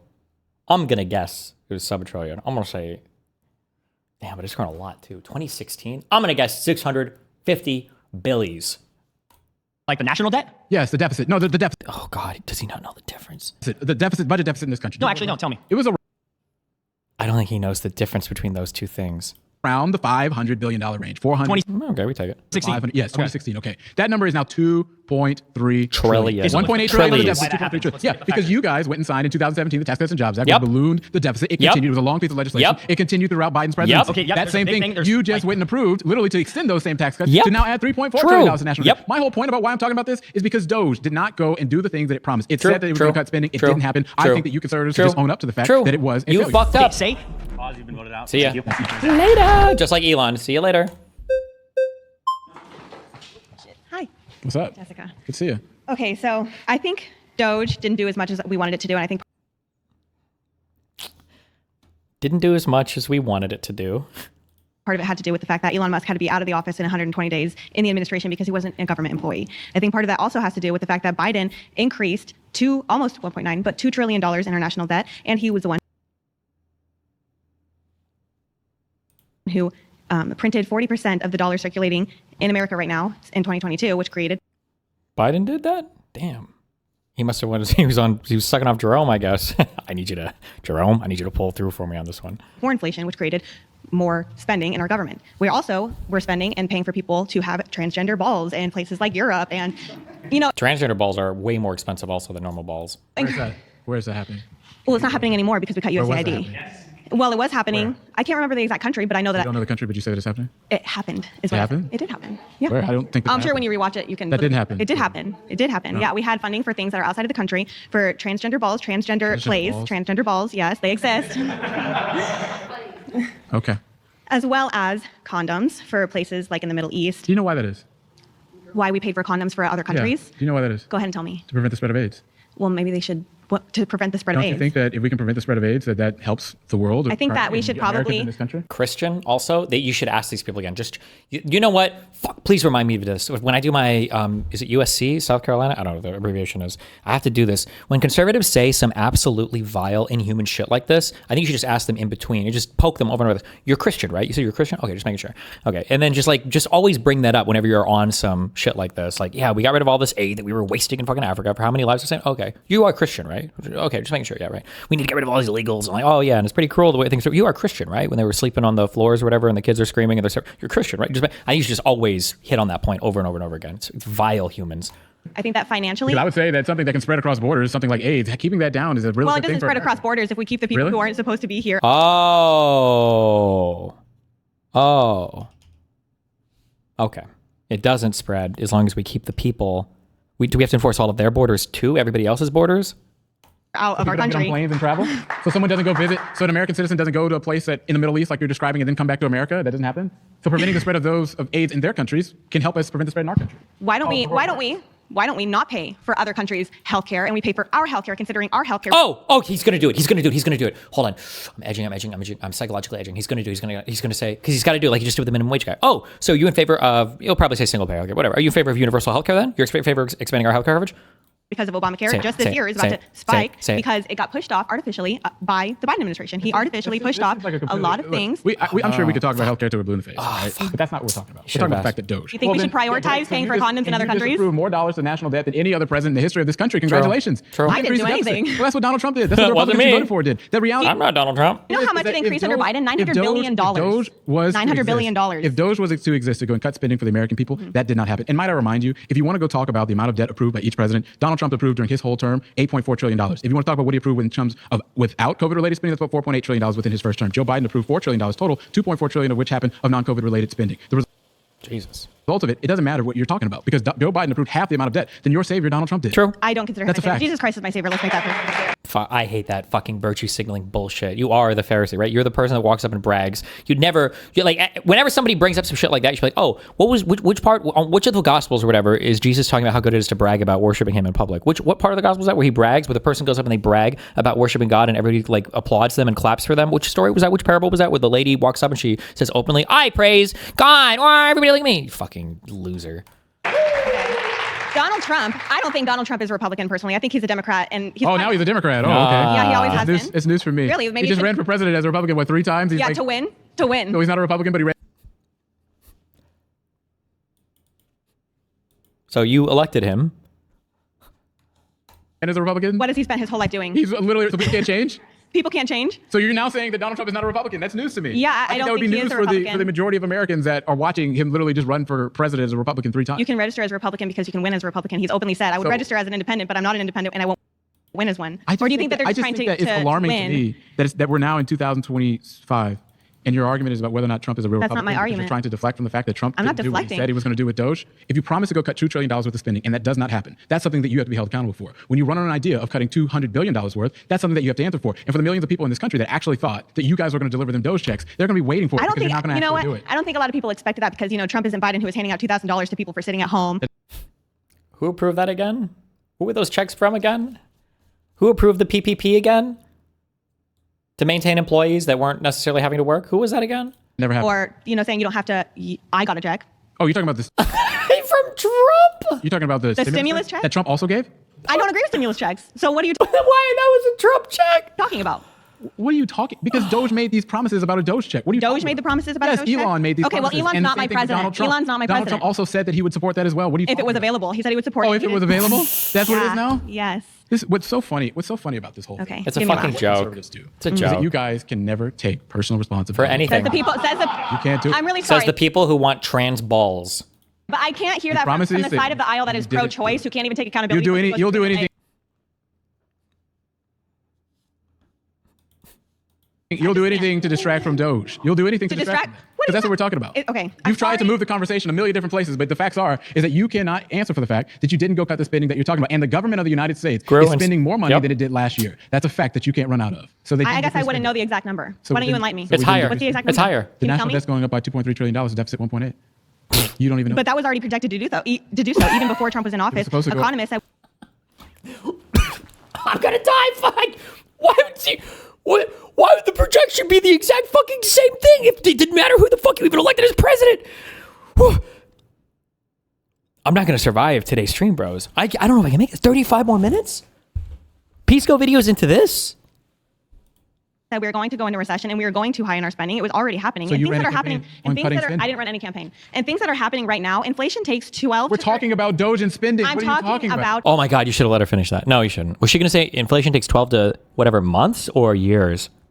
the price. You're the one who brought in the amount of spending we're doing this year. And honestly, Because that's what the argument that we're talking about is. You can't deflect from this. I'm not You're spending deflecting. more I'm money showing than you. what you. Where everything that's happening now in our economy is because of the pushback. We're talking about Doge. Stay focused. Oh, she ran the clock down. She got it. Good job. You survived. Rocky moment. My My final surrounding claim is that Trump is terrible for the economy. What's up, brother? So I want to speak about all of your claims at once, since I think they all tie into each other. We're talking about no. You think Trump is horrible for the economy. You think Trump is doing more for the wealthy than for rich people. You think Doge was a failure. You think Trump's immigration plan is horrible. We're talking about the economy. Right. Let's make sure that we... Let's. All right. So we can speak about the economy. But we've only been talking about the economy so far. You think that regular people care about gas prices, about grocery prices, about energy bills. I think regular people care about not being burnt alive on a subway, like Bethany McKee. I think they care about not being burnt. What is Trump going to do for crime in cities on the subway? Stabbed in the neck, like Irina Zaritsky. I think they don't want people like Daniel Penny to be made into political prisoners for defending innocent people from criminals. How is Trump going to help the New York subway system? What's the... Criminals who've sometimes been let out 72 times by Democrats. Then why is it that in those places where that's happening, they're still electing Democrats and they're not electing Donald Trump? So we can talk about the economy, but don't you think that crime is far more important? And Trump is doing far better on crime than Joe Biden ever did, than any Democrat ever did? Okay, I'm going to step in here. Right. Every instance of crime should be prosecuted. I believe that Democrats support that, but that's not the subject. We can have a whole long conversation about crime. What I'm here to talk about is the fact that our economy is not moving in the right direction. We see that every single day. Why'd you say that? We say that inflation is going up, energy bills are going up left and right. It's certainly not a good thing. Look at what's happening to the farmers, for example. We now have to go pay $12 billion to effectively subsidize them because the tariffs were not good for us. Oh, and because we got wrecked by China on that soybean shit.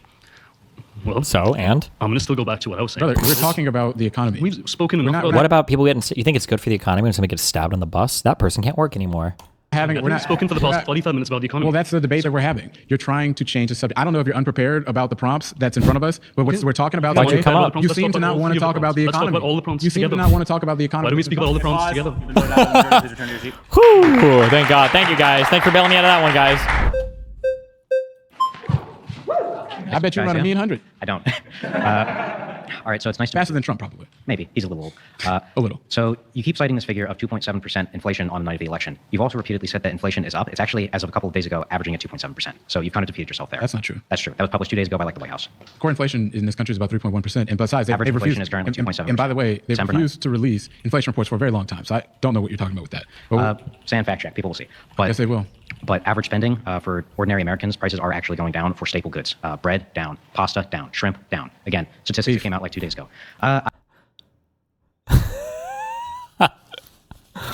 My working class Americans. My shrimp eaters. I don't know, for staple goods. Bread, down. Pasta, down. Shrimp, down. Again, statistics that came out like 2 days ago. I don't know about beef. Beef is... Chicken's down. Who cares about beef? I'm talking about shrimp, my brother. The internet or the oceans. They're not spiders. Wait, are they insects? Crustaceans? Whatever the fuck they are. Fuck seafood. Eggs are down. I don't know about beef. So what's happening across the board? That's why you got to look at things as an average. Inflation is up. Core inflation. No, it's not. It's down. It's at minimum. It's the same as it was. It's about 3.1%. No, that's just. And the reality is, it's also, here's what's also happening in this country. When you have to go give $12 billion as farm bailouts as a result of policies that are hurting our farmers across this country, those bailouts that are being used. Again, with you're a Democrat, you don't not support farmer subsidies. I'd be surprised if that were the case. Well, that's but not. Farmers also need subsidies because they just lost a huge amount of an illegal slave class that was making their labor extremely cheap. They need to be able to subsidize that cost to make that payment possible. Excuse me. Sounds like farming is a competitive industry then. So you're saying that they should get a massive... Why minimum wage for massive corporate farming businesses, but not for people that work at fast food restaurants? What? You realize what's happening as a result of... What do farmers do? They're growing things here. Well, hold on, wait a second. What's happening right now is that the inputs that are used by all of these farmers to grow their crops across this country are costing more money as a result of the tariffs that have been put in place. That does what to their production costs? It makes things go up, right? I don't know what gets tariffs on farmers. I'm sorry. Potash is something that was consistently tariffed. We can probably start making that here. I mean, we could... Oh, I could just make everything. Didn't you just say the lack of the slave labor class made costs go up? Why do you think we can make any of this other shit? The majority of our potash comes from places like Canada. What are you talking about? We can start making it here. But that's not the argument that we're having. Do you want manufacturing to go up by producing that? That's not the argument that we're having. The argument is an economic argument. The argument is that what you guys did by putting these tariffs in place made things more expensive. And now we have to go put a Band-Aid on these things by going up and putting $12 billion worth of farm subsidies directly as a result as a bailout because of the policies that you guys enacted. You don't oppose bailouts. I'm confused why you're bringing this up. Because the whole reason why we're having to do an emergency farm subsidy act effectively is because of the fact that you guys artificially raise the cost of everything that farmers have to do. They're struggling right now. There are more bankruptcies. I think they would take that money. Wait a second. Hold on, wait a second. I just want to make sure that you understand this point very clearly. That we had more bankruptcies in the first quarter of this year for farmers than all of last year. The Small Business Index actually reports that small businesses are highly optimistic right now. We're talking about the amount of bankruptcies that were happening in this country as a result of the first quarter of this year. We're more than all of last year. That's a fact. If you go and you ask these farmers whether or not they would want this emergency bill, they would tell you no. They would say just release the tariffs that are destroying their businesses. Well, farmers also want really cheap labor, and I don't, because I believe in what's best for the country and not what's best for big businesses and huge business farms that do that. Do you want to go work on a farm? What do you mean by that? It's if the illegal people or the ordinary immigrants, if you made it more legal, if they want to do the jobs, if farmers want to hire them, if it makes our food cheaper. This sounds like a win-win-win-win. Like, where is the loss here? Can you show me where is the L? Where is the L here? Like, what? Well, farmers also want really cheap labor, and I don't, because I believe in what's best for the country and not what's best for big businesses and huge business farms that do that. The unemployment rate for American citizens is going up. So? Takes time. We just fired a ton of people. So now it takes time. It does. So, we're in year 1. So the point is that the policies that you guys are pushing are not delivering the result. You guys are making things... We're getting a lot of money from tariffs, actually. From a new tax!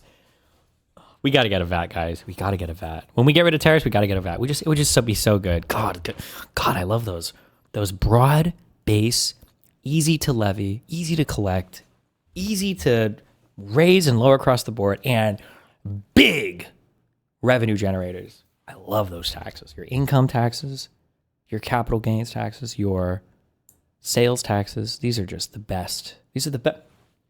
These are the best taxes. And since these fucking retards all got mind fucked on a tariff and they think it's good, when we get rid of the tariff, just put a small itty bitty 1% VAT, just a little itty bitty 1% VAT, okay? And then just so it's in place, then we can move it from there in the future if we need to. What's your argument for that? We're making a lot of money off of it. What's happening to the deficit?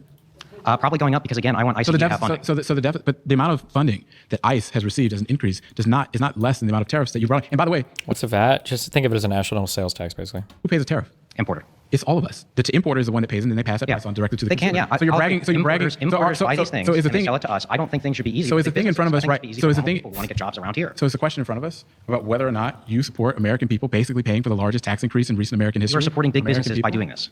What? Tariffs hurt big businesses. Tariffs hurt small. They'll eat the cost. I promise. I promise. Small farmers as well. That's why we had more bankruptcies for small farmers. We're getting money from this tariffs, year which than everywhere else. Those farmers through their subsidies. Well, not if they're. What's the point then? We're tariffing people just so we can give the money back to the importer that pays the tariff. What the fuck is the point? If they can't afford to keep their farms, because you guys literally have a situation in place where you're increasing bankruptcies left and right. Farms aren't closing. We literally had more bankruptcies in the first quarter of this year than all of last year. Pause. We'll move on to the next debater. Thank you. Thank you. See ya.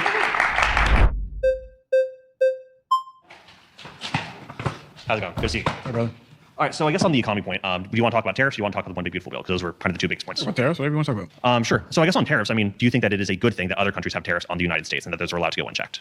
I think that when it comes to the American consumer, you guys raise people's prices by putting tariffs in place. I mean, that wasn't the question I asked. I think that's the result of the policies that you push. Okay, so would you agree that it is a bad thing that other countries have tariffs on the United States? They don't really. That's not like. And even if you did agree with that, if you wanted to find this point, then Trump should have negotiated to get rid of them, not gone full fucking retard. Depends. I don't think. Well, okay. Well, I guess I don't think it's a good thing for our businesses that they have to be charged to export their industry to other countries. I think that is a better thing for American businesses to boom if you get other countries like we've seen in the UK and with EU trade agreements being negotiated out, so that we can being negotiated. How long does that take? Yeah, other countries take their tariffs off of us, and that was the original point. Did the United Kingdom take their tariffs off of us? We had a new trade agreement that had them lower the tariffs on the United States. Did they take them off? They lowered them. So let me ask you a question. What would be the purpose of enacting tariffs on a country like Canada? On Canada, well, you want to protect certain industries, and Canada. Do the 145% dairy one, and I'll come all over my desk on stream. 145% dairy, please, God save, please. It also has a lot of tariffs on the United States, and to get them to have a trade agreement with the United States on that, I don't think it's. Didn't we have free trade? I don't think it's. I don't think. What was the? Oh yes, I love this line of it. Our trade agreement with Canada sucked. Ooh, what was the trade agreement with them again? Who negotiated that one? That's where he's going. I'm mind melded. I'm locked in. I'm Aaron Yeager, and we're talking to each other. I'm traveling through the past. The United States-Mexico-Canada agreement. Yeah, that wasn't in effect when Donald Trump took office. What? That was Donald Trump's renegotiation of NAFTA. I don't think it's. I don't think. What was the United States-Mexico-Canada agreement? Yeah, that wasn't in. Oh, actually, I know what this guy is. I know exactly what's going on. I'm mind melded with him too. He's just thinking that's like a general thing. Oh, when the U.S., Mexico, and Canada had a trade agreement, yeah, that was already in place for Trump. No, he's talking about the I think it's USMCA, right? U.S., Mexico, Canada agreement. That was like the official Trump. That was the name of the Trump upgrade, quote unquote, to NAFTA. In effect when Donald Trump took office. Who negotiated the United States-Mexico-Canada agreement? Look, I don't think it's not a good thing. Who negotiated? It's not a good thing. Do you know thing what it is? It is not. Do you know what it is? He thinks he's asking him a trick question because he's like, well, I don't know which president did it. I don't know, Lyndon B. Johnson, George Washington. He thinks it's like a trick question, but it's not. It was Donald Trump. This is Donald's trade agreement, bro. You don't know what it is, do you? No. Yes, I do. What is it? Explain it. Yeah. He's going to say Clinton. It was a trade agreement between the United States that overturned the previous NAFTA agreement. And so what did it do? Oh, wait. Wait, does he know then? You don't know what it is, do you? Yes, I do. What is it? Explain it. Yeah, it was a trade agreement between the United States that overturned the previous NAFTA agreement. Which was made under Donald Trump. Wait, what? Wait, who did it then? Wait, what? Does he think Biden did that trade agreement? It established that parameters. So who negotiated it? It was Donald Trump. So Donald. What? Why did you just say that it existed when Donald Trump came into office then? What the fuck? Did he just not want to admit it? What is happening? Trump negotiated the USMCA. Yeah, we need to free trade agreement that was governing over the United States. It wasn't free trade. We need to renegotiate these trade agreements. What is? Why? They're his trade. We have to redo even the shit that he did before. This is like you invite some people onto your fucking your GitHub or whatever. And you're like, we need to redo all this shit, okay? Because the last guy fucked all of this up, and it's like, sir, 96% of the commits look like they're yours. They're all signed by your account. Like I said, the last guy fucked it up. We got to redo the whole thing, guys. Okay, let's go. What does NAFTA stand for? North American Free Trade Agreement. That's what was before Donald Trump. Like free trade. Yeah, again, that was before. That wasn't effective when Donald Trump. And so then yes, it was. And so, first of all, the USMCA was effectively the same thing as NAFTA. No, and so what changed? It really was. Oh fuck, I don't even know if I can answer what changed. It basically like I think the big changes were like some percentages went a little bit higher. So like I think for like cars, instead of 50% being finished in the United States, like 75% of the end stage manufacturing had to be finished in the United States. And there was like, I know cars was a thing with Mexico. There's like one or two other minor adjustments, but it really wasn't that huge of a deviation from NAFTA. When Trump talks about the USMCA, he talks about like this whole new fucking trade. It wasn't really that much. Like a few things changed from NAFTA, but it wasn't a big deal. I mean, the trade parameters changed, but like I said, I don't think it's a good thing. Name one. What do you mean? What changed? Cars, Mexico. It was a big one. That was a big one that people talk about. Cars, lumber, the way that we trade lumber with Canada changed. How? I don't know the actual intricacies of the USMCA, but what I will say is I don't think it's a good thing. So we have free trade with Canada. I don't think it's a good thing. So why did you go and put tariffs on a country that we had free trade with? What gets better than free? Well, I guess with Canada, there's also the. I mean, I didn't know that. There's also the added part. There's also the added part with Canada that they were spraying propaganda into the United States, which isn't a good thing. What? You want to talk about propaganda across borders? It was those retarded fucking Canadian truckers that put the stupid fucking American flags on their truck when they wanted to protest COVID, and they tried to shut down fucking BC or whatever because they all wanted to sit on the side of the road. Just kidding. Video games. That we have an ally spreading propaganda into the United States. That has nothing to do with. Yes, it is. I'm just asking you. Tariffs are why did you put tariffs on a country that we had free trade with? It was free. Yeah, because they're pumping propaganda into the United States. So we're using tariffs to fight propaganda? Also, excuse me, propaganda from Canada? Well, true.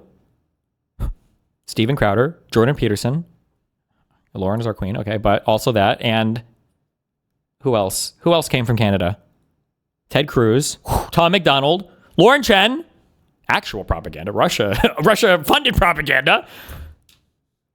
Pumping propaganda into the United States? How? XQC. What do you mean how? How? It's like during the World Series, Canada propaganda to the United States. Of course we're going to put tariffs on them for that.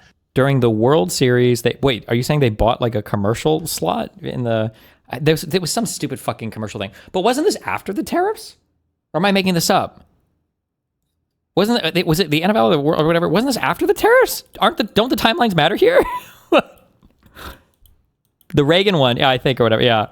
We should have a commercial of Ronald Reagan in his own words. Yeah, so that means that have other countries. So wait a second. It triggers them so much to use their own words. So wait a second. So you just made Americans pay more for everything that comes from Canada because they showed a commercial you didn't like? What an unbelievably cucked. Oh my God, bro. That sounds like being a snowflake, if you ask me. We should be holding our allies accountable. Why are conservatives so sensitive? This is what holding our allies accountable. I'm sorry, my mind is just all rape analogies because I hate these people. Like, you should start with the, like if a student fails, then they should be, okay, not a student. We'll just do physical violence. You should punch a student in the face until you break a tooth if they fail a test. And I was like, well, I don't think that's okay. Why? You think it's okay for them to fail tests? Well, no, but I just think the punishment is, so then we should do something, right? Are you going to let them fail tests? No, so we need to take an action. So why are you criticizing somebody for taking action? Well, I just think punching is a little bit overboard. So you think it's good for them to fail tests? No, I've never said that. I'm just saying that there are other ways to hold them accountable. Okay, well, he tried something, right? You're happy that he did something, right? And it seems like maybe maybe we're iffy on whether or not they're failing tests or not. And it's just like the stupidest. This is not reality. God, bro, get me out. How much longer? Oh, God, get me out of here. Happens when you have conservative government. They're so sensitive. They're over here raising your prices because they had a commercial that you don't like. Yep. Tariffs don't raise prices. There was just a study. What? Use Chicago that came out that tariffs actually don't raise the prices. Why would you go put? No.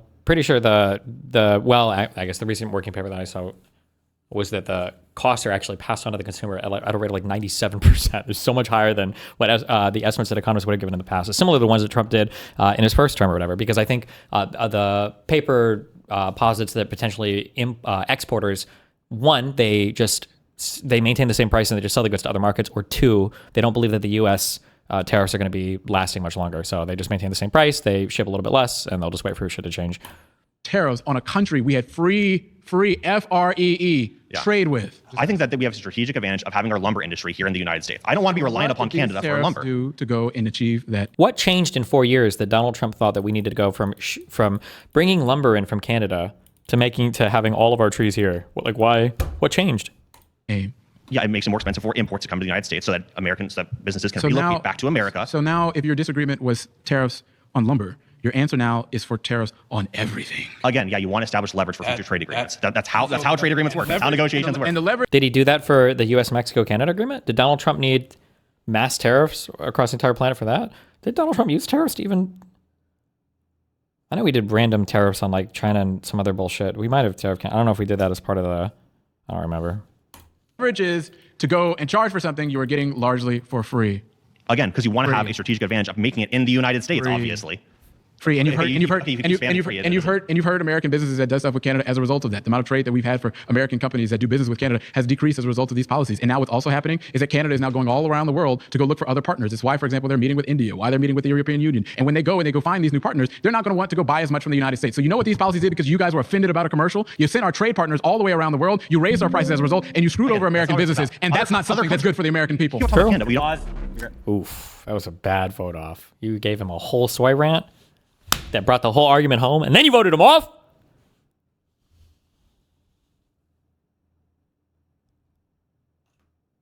Fuck, I don't have an appropriate soundbite for that, but this guy got owned. You've been voted out. Thank you.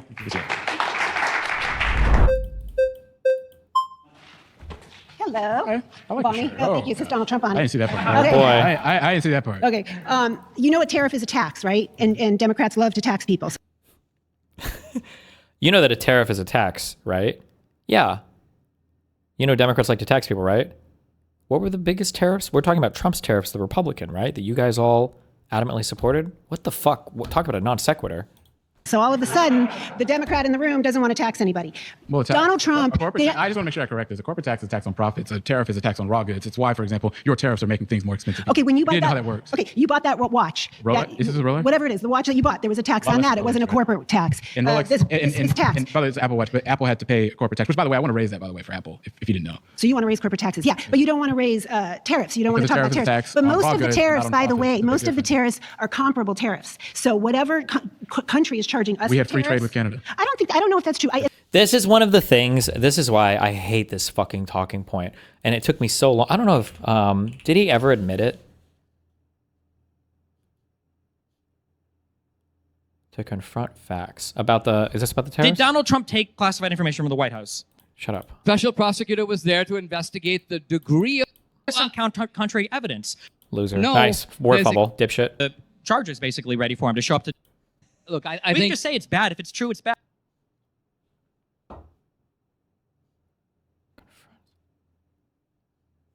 What is Trump trying to do with the tariffs? Holy shit, that mic is blowing the fuck out. Was it a lie? I just want to hear that. Did he lie for the board? And I will only take them off if you take off yours. Then why does he keep changing that to countries like China? On policy? Times of national crises. Shut up. To, right? He added to the debt, which would eat up. This was a brutal. This was brutal, dude.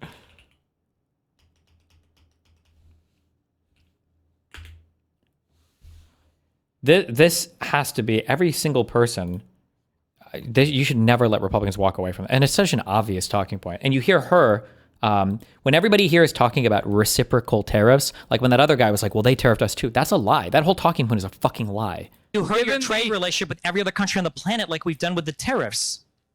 You acknowledge, for instance, when Trump held up the tariff sign, that all those numbers were a lie, right? That was a lie. Yes. The only way you can answer that is yes, that was a lie. None of those tariffs were accurate for any other country, right? Can you at least acknowledge that simple basic fact that all the numbers on that chart were a lie? They used a math formula. What is not a lie? What is not a lie? Was that a lie, though? What is not a lie? What is not a lie? Though? When he held up the sign, didn't he lie to the American public, to you and me and everybody else in here in the entire world when he said, these are the tariffs that every other country has on us? That was a lie, right? Well, it was a negotiating tactic. So it was a lie to negotiate? Negotiating tactic. Look. But it was a lie then. We can at least say it was a lie to negotiate. It was a lie, right? Trump Who was he negotiating with? The Fox News ratings? No. His YouTube views? It was a lie. Are you saying that if I'm saying it was a lie? I'm saying those numbers were a lie. I'm saying if I'm negotiating with you. Yeah, and you lied to me. I wouldn't negotiate with you. Those numbers were a lie, right? If I'm negotiating with you and an NPR reporter comes to me and asks me something and I say, this is going to be the result, I'm actually speaking to you, but if I were to tell the NPR, oh, guess what? Let me give you my actual negotiating position, okay? Because you can then put it on NPR and the Chinese will figure it out by tomorrow morning. I think I would probably use the massive governmental apparatus I have to negotiate to do that because that seems like a more because the massive governmental apparatus that we have has proven to be completely and utterly incompetent. So then everything that comes from the Trump administration I should interpret as being potentially fallacious. It could all be a lie because he's trying to negotiate with other people. I'm saying negotiation is a moving ball. I'm saying that Trump is very capable of putting on a tariff and saying, I'm going to put on this tariff on January 7th, and then he doesn't do it. Is he lying? No, he's not lying. No, that's not what we're talking about. He do it. Well, he did do it, number one. The big chart was a lie. Why can't we just admit that? This is what I'm talking about. I'm saying it was a lie. I'm saying that these bombastic claims were lies. In the course of negotiation, it doesn't even matter because the real issue is what are you getting in the deal? If I don't know if you saw me walk up on stage, but if I put in my Tinder profile that I'm 6'2", and I show up at my date with really good posture, does that count as just being bombastic, or would that be a lie? Let me give you an example for why. How about when the president held up a board with a bunch of tariff numbers and they were all lies? They were a lie. It was a lie. Can we say that was a lie? I'm saying that presidents, in the course of foreign policy and trade negotiations, every president lies to us all the time. Give me an example of a single other example where a president has lied like that to the American public. Okay, I would say that every deal that the United States has... One example. Okay, I'll give you 10 examples. Just one. I see one. Yeah, okay. So the United States, for example, lies about its dealings with terrorists. It lies... And he brings up intelligence. Reagan lied about... I'm sorry, hold on. National security secrets with... We're not talking about secrets. We're not talking about crimes. Okay, yeah, I'm sorry. Just... It's hard for me to talk about some of these debates. I like to talk about more principle type of stuff. But basically... the lazy gardener. She just said, I don't want to get in the weeds. Trump was trying to get comparable tariffs. So if a country was charging us 30% tariffs, we charge them. So then she's talking about the board. The board was a lie. That was a lie. All of that was a lie. So he went to a country we had no tariffs with and then added tariffs on them. I'm not going to talk specifically about because Canada, it doesn't make any sense. But let me just say something else. The other thing about the tariffs, the part about tariffs was that he wanted to encourage companies to build and manufacturing activity has declined. Wait, so did he want to encourage domestic production in the United States? Or did he want other countries to lower their tariffs? Because what you just gave were two totally different answers. Actually don't really need to trade with that many countries. Manufacturing. We can just make everything here. We have resources. We have farmland. And the reason why I think farmers are going out of business is because corporate people and dark money is buying up their property and forcing little farmers out. We have become a corporatized farming country. It's BlackRock for one. It's bad news. And that is preventing small farmers from... I just want to make sure that... I am not for these big wealthy corporations. I'm not. Yeah, you should. Don't eat this populist. I know this guy's to the left of me, but don't let him go on the fucking BlackRock point. Oh my God. One of those folks, right? So I agree that there's a lot of that's going on that needs to stop. That's why it also doesn't really make much sense that you guys got rid of the Consumer Protection Bureau that was literally there to go and crack down on a lot of these things that was happening in this country. You got rid of that stuff, so I don't think Protection Bureau was probably very corrupt. That returned how much money in bill? Was it over 10 billion or was it over 100 billion to consumers? Consumer Financial Protection Bureau money returned to consumers. I thought this was a huge number. $21 billion.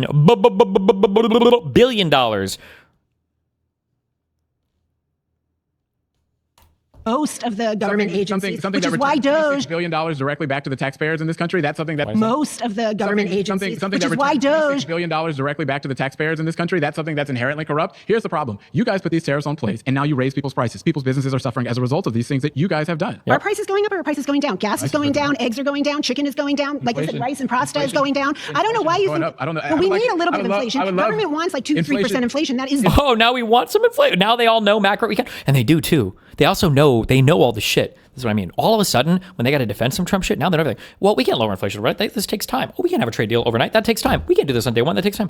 Oh, crazy. You have that understanding now. You didn't seem to have any of that when you were running for office. And you certainly didn't seem to have any of that understanding when you were criticizing Biden.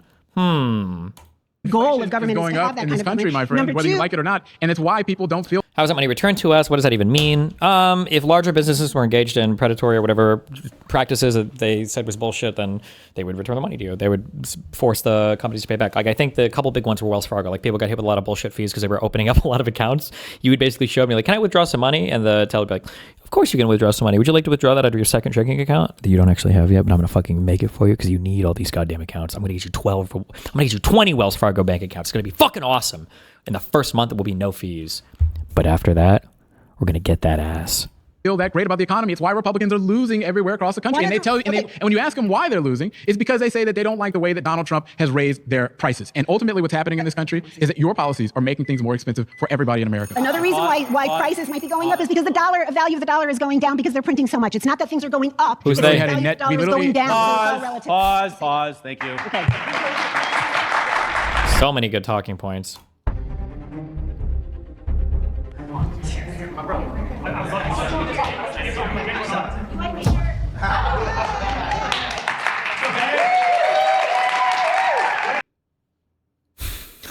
Oh wait, I think I saw this earlier today. Bro, they fucking Virginia, I think, just fucking obliviated the Republicans with their redistricting. Did this pass already, or it proposes a 10-1 Democratic advantage?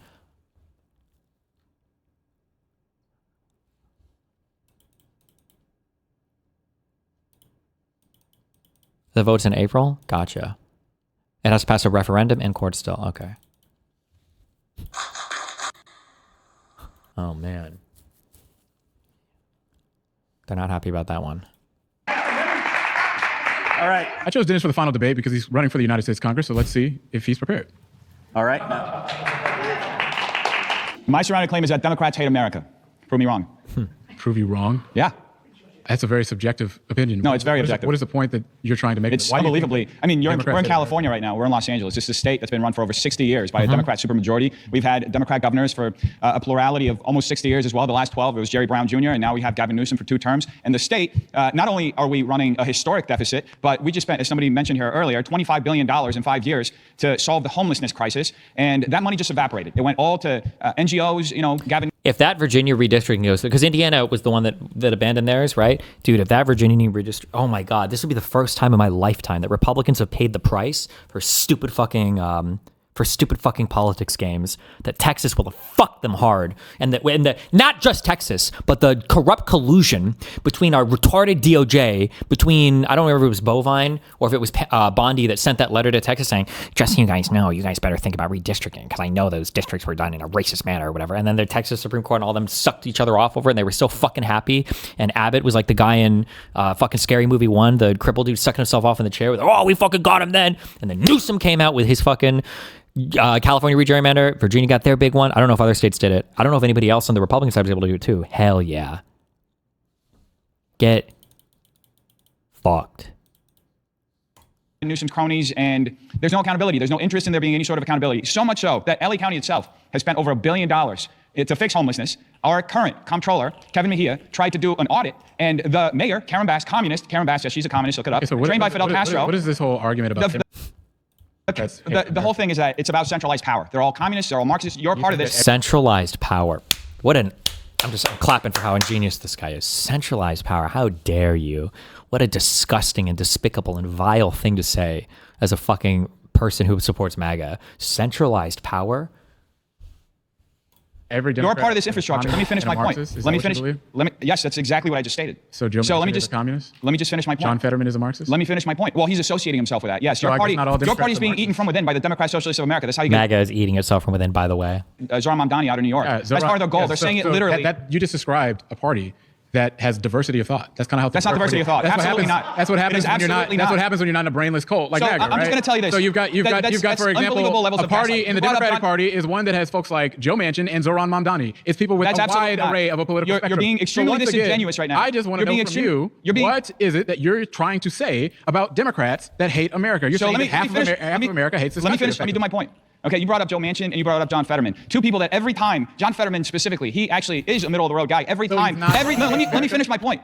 Okay, every time he sides with common sense policy that is coming from the let me finish my point, dude.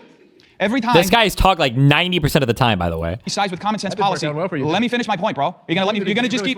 I'm not flustered. He's flustered. See it over your eyes. I'm not. Oh, now he's trying to play back what I did a minute ago. Remember that one? Yes, I do remember that one. Look how the tables have turned. Oh my God, dude, you're being so petty. Just let me finish my point, okay?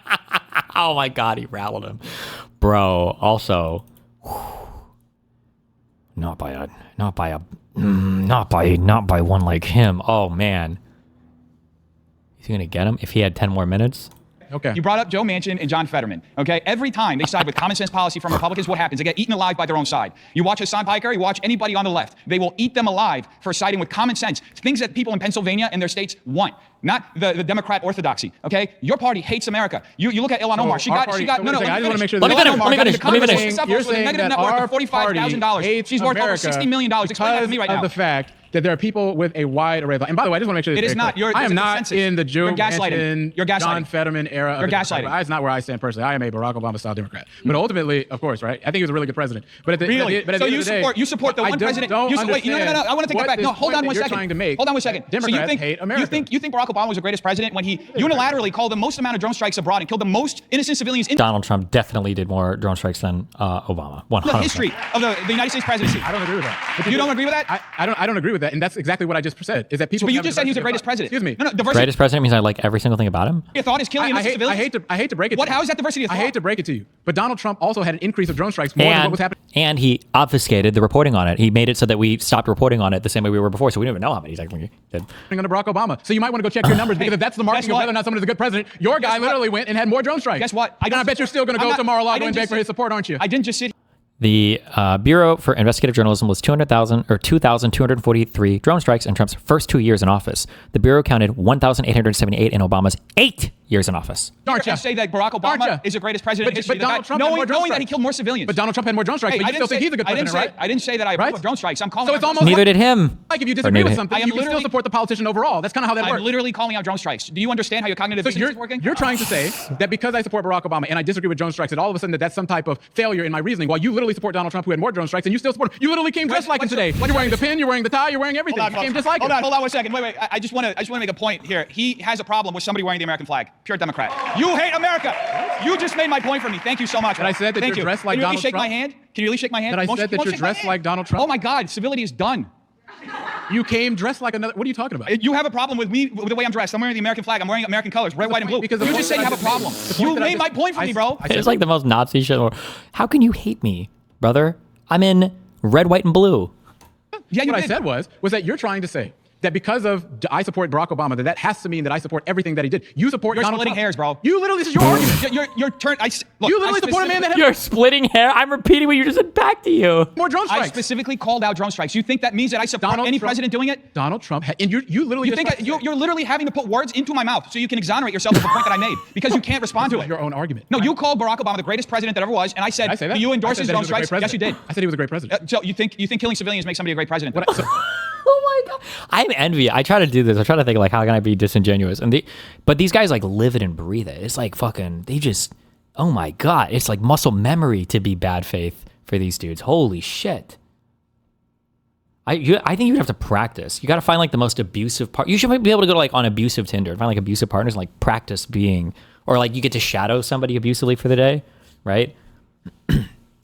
So do you think Donald Trump was a great president? It's just second nature. President? I think he's doing a pretty good job compared to. So you think a pretty good president is someone who had more drone strikes than Barack Obama? I don't endorse drone strikes. No, I don't. So it's almost like that's a wash then. We're stuck in the same. We're going around. I feel like we're going around in circles. Let's just take it back for a second. Because it didn't work out for you. That's kind of how that went. Yeah, you can frame it however you want, but that's not actually. I don't think libs of TikTok like this one. I think the people at home can see a lot better that you hate America and that you really proved my point for me. You literally said you have a problem with me wearing this suit. Where I have, yeah, exactly. Anyway, we're going back in circles. I'm trying to move the conversation forward. It's got nothing to do. I could argue about this for my whole life, but I think the good people at home would rather see something different. Yeah, I'd pivot too if I were you. It's not working out well for you. Okay. You can say whatever you want to save your ego. Here's the thing. Okay?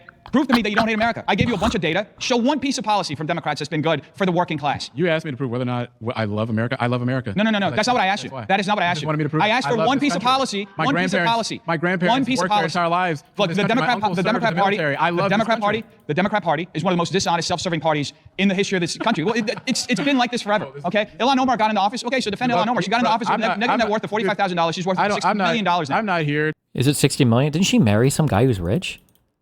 You want to talk about wealth accumulation? Bruh, Trump is, I'm sorry, you can't talk about, you lost that talking point for the rest of your natural life. I'm sorry, you really just can never bring that up again. Democrats have like 5 or 10 scams in them before I even want to hear somebody fucking complain about these motherfuckers. Donald Trump is suing his own government right now, the IRS, for $10 billion.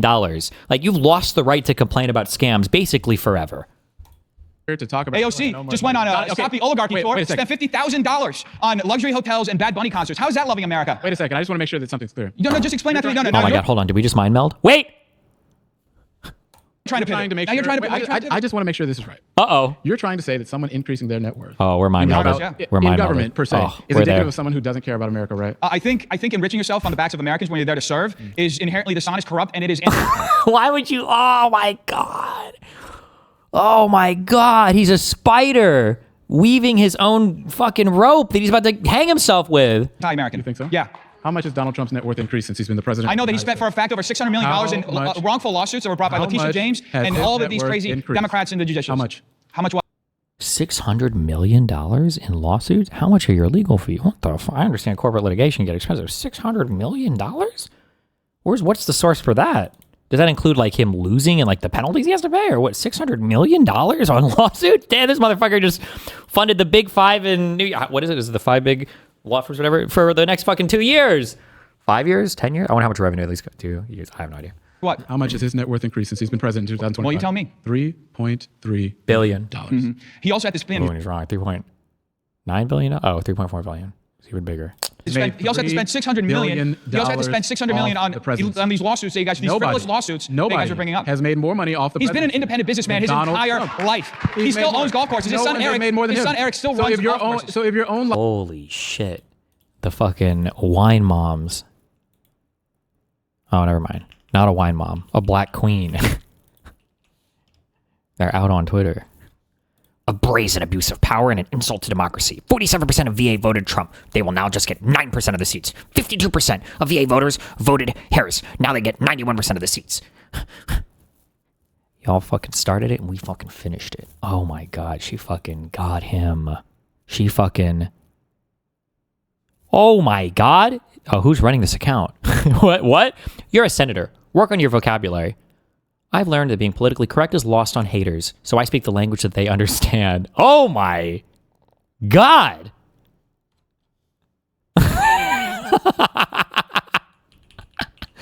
Logic is that making money in public office is indicative of someone who hates America. I would say the guy who's made more than anybody else in the history of America probably hates America, this is right? An absolutely false equivalence. That's not how that works, did it? This is an absolutely false equivalence. That didn't work out well for you. This is a false equivalence. And your campaign is going to be struggling after today. Yeah, I'm sure I'm going to be fine, okay? Do you have a problem with Congress people enriching themselves off of insider trading? I believe that we should ban insider trading 100%. And I support John Ossoff's. So are you going to call out the people in your party? Here's the situation. You just made an argument that making money in public office is something that is inherently indicative of someone who hates America. You're literally cheerleading and dressing like the man who's made more money off the presidency than anybody else in history, and you don't want to call that out. Partially because he went and created a crypto coin. Partially because he created a crypto coin that he literally used taxpayer dollars to go meet with people as a result of those things. The crypto coin that he created. What you're saying? You don't want to talk about that, do you? To begin with, the crypto coin. These are all, bro. Do we know he who was a invested in his crypto coin? He was a businessman to begin with. Let me ask you this: do we know who's investing in Trump's crypto coin? Lay it on me. Do we know? We don't. Lay it on me. We don't know. We can't know. If you don't know. We don't know. We can't know. He is literally making money, billions of dollars, off of a crypto coin that he literally is pushing. That we have no transparency on whatsoever. If that's not shady, I don't know what is. You have him literally spending our taxpayer dollars to go meet. Okay. Now you know that I can't defend this. Come on, is this really fair to bring up? With his crypto donors. And that doesn't sound like something that's inherently corrupt to you. Who are the investors? What's the and literally give me all the information around it. Here's what's funny about this. We can't. We can't give you that. That's the whole point of crypto, you fucking moron. One of the people that he literally went and has done favors for in office are investors to his meme coin. It's so laughable to me that you guys can't even say. How about why don't you name them specifically? How about name one person? I don't know his name directly. Exactly. Boom. I don't know. Thank you. You don't know what the hell. Think of like every loser podcast. His name, like the Sachs guy, is probably one of them, right? Who's the Indian dude? Is that the Sachs guy? Fuck, if I could remember these. If you just named like who are the wealthy crypto losers on his fucking podcast, probably all of those guys. Chamath, yeah, he probably is one of them. I just guess. Chamath, Trump, crypto coin ownership. Does he have any?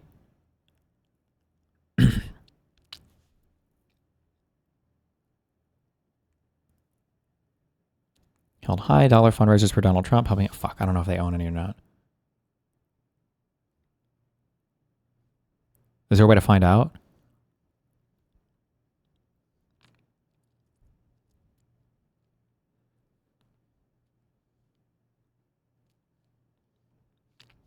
Somebody look it up. The crypto CEO guy who got pardoned or whatever? Yeah, probably. Hell, you're talking about, dude. You're just making shit up. Because I can't give you the name. You didn't even know. Yeah, You didn't even know that Trump increased drone strikes. What are you talking about? I'm not You literally sitting have done this entire time. I'm not sitting here and talking about stuff that I don't know. You sit here, you cite all this stuff. You can't have a piece of data to back anything up. Thank God you're not in Congress, dude. You won't be either. So Oh, yeah? congratulations. I guess we'll both be sitting right there together. You better right? not bet against me, bro. Okay. You better not Who bet are you running against? Who do you think I'm running I don't against? know. Who are you running against? Yes. Who? I'm taking Adam Schiff's old seat. Ha! Yeah. Good luck with that. You know what? Because last time I checked, Proposition 50 just passed, and Gavin Newsom just drew all of. Oh, so he supports authoritarian gerrymandering. You know what? He supports it. Oh, it's authoritarian when you gerrymander now? Ow. Here's there why. you go. Here's why. Hates America. Here's why. Here's why.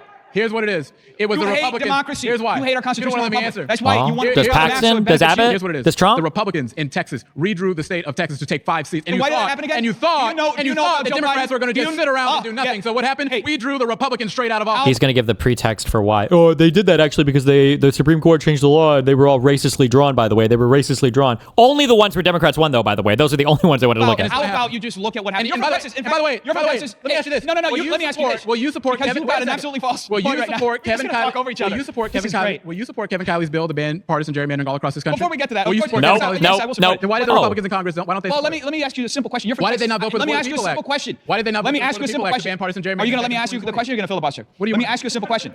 Okay.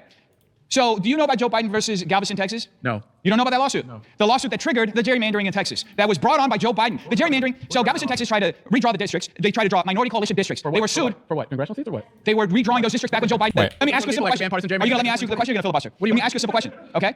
So, do you know about Joe Biden versus Galveston, Texas? No. Did Biden sue as a citizen? Joe Biden versus Galveston, Texas? I don't know anything about this. The Biden administration's DOJ. Okay, so then this would have been the U.S. v. Galveston County. You don't know about that lawsuit? No. The lawsuit that triggered the gerrymandering in Texas. That was brought on by Joe Biden. The gerrymandering. So Galveston, Texas tried to redraw the districts. They tried to draw minority. Oh, or maybe he started this as a private citizen? I'm not sure. Hold on. Because I see on Wikipedia it says Biden v. Texas. Do they normally, if the president is the one that, No, wait. This is for Amanda, Mexico. If the U.S. is doing a case against a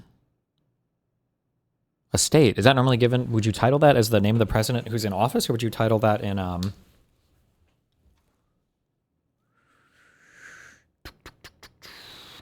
Biden v. Texas was a U.S. Supreme Court case related to administrative law and immigration in which the court held that the federal government had the authority to revoke the migrant protection protocols unofficially as the Remain in Mexico policy. Texas v. Biden. Full case name, Joseph R. Biden Jr., President of the United States et al. V. Texas. Huh. Maybe if the U.S. is, maybe you call this, maybe it is by the admin name? Coalition districts. They were sued. For what? Congressional seats or what? They were redrawing those districts back when Joe Biden was president. Joe Biden, they were redrawing districts in Galveston, Texas. I don't know specifically. Now you don't know. Talking about a lawsuit you don't This is know. your state. You should know. You don't even know what I'm trying to explain to you, and you're trying to nitpick details. I'm explaining to you the decision and how we got to this point. Exactly what you're talking about. You just said you don't know. I tricked you. How about that? Oh, great. Wow, so you're a liar. That's great. I also appreciate that this guy knows a lot of shit too. I really appreciate that. There is no shortcut for knowing. He's known a lot of stuff.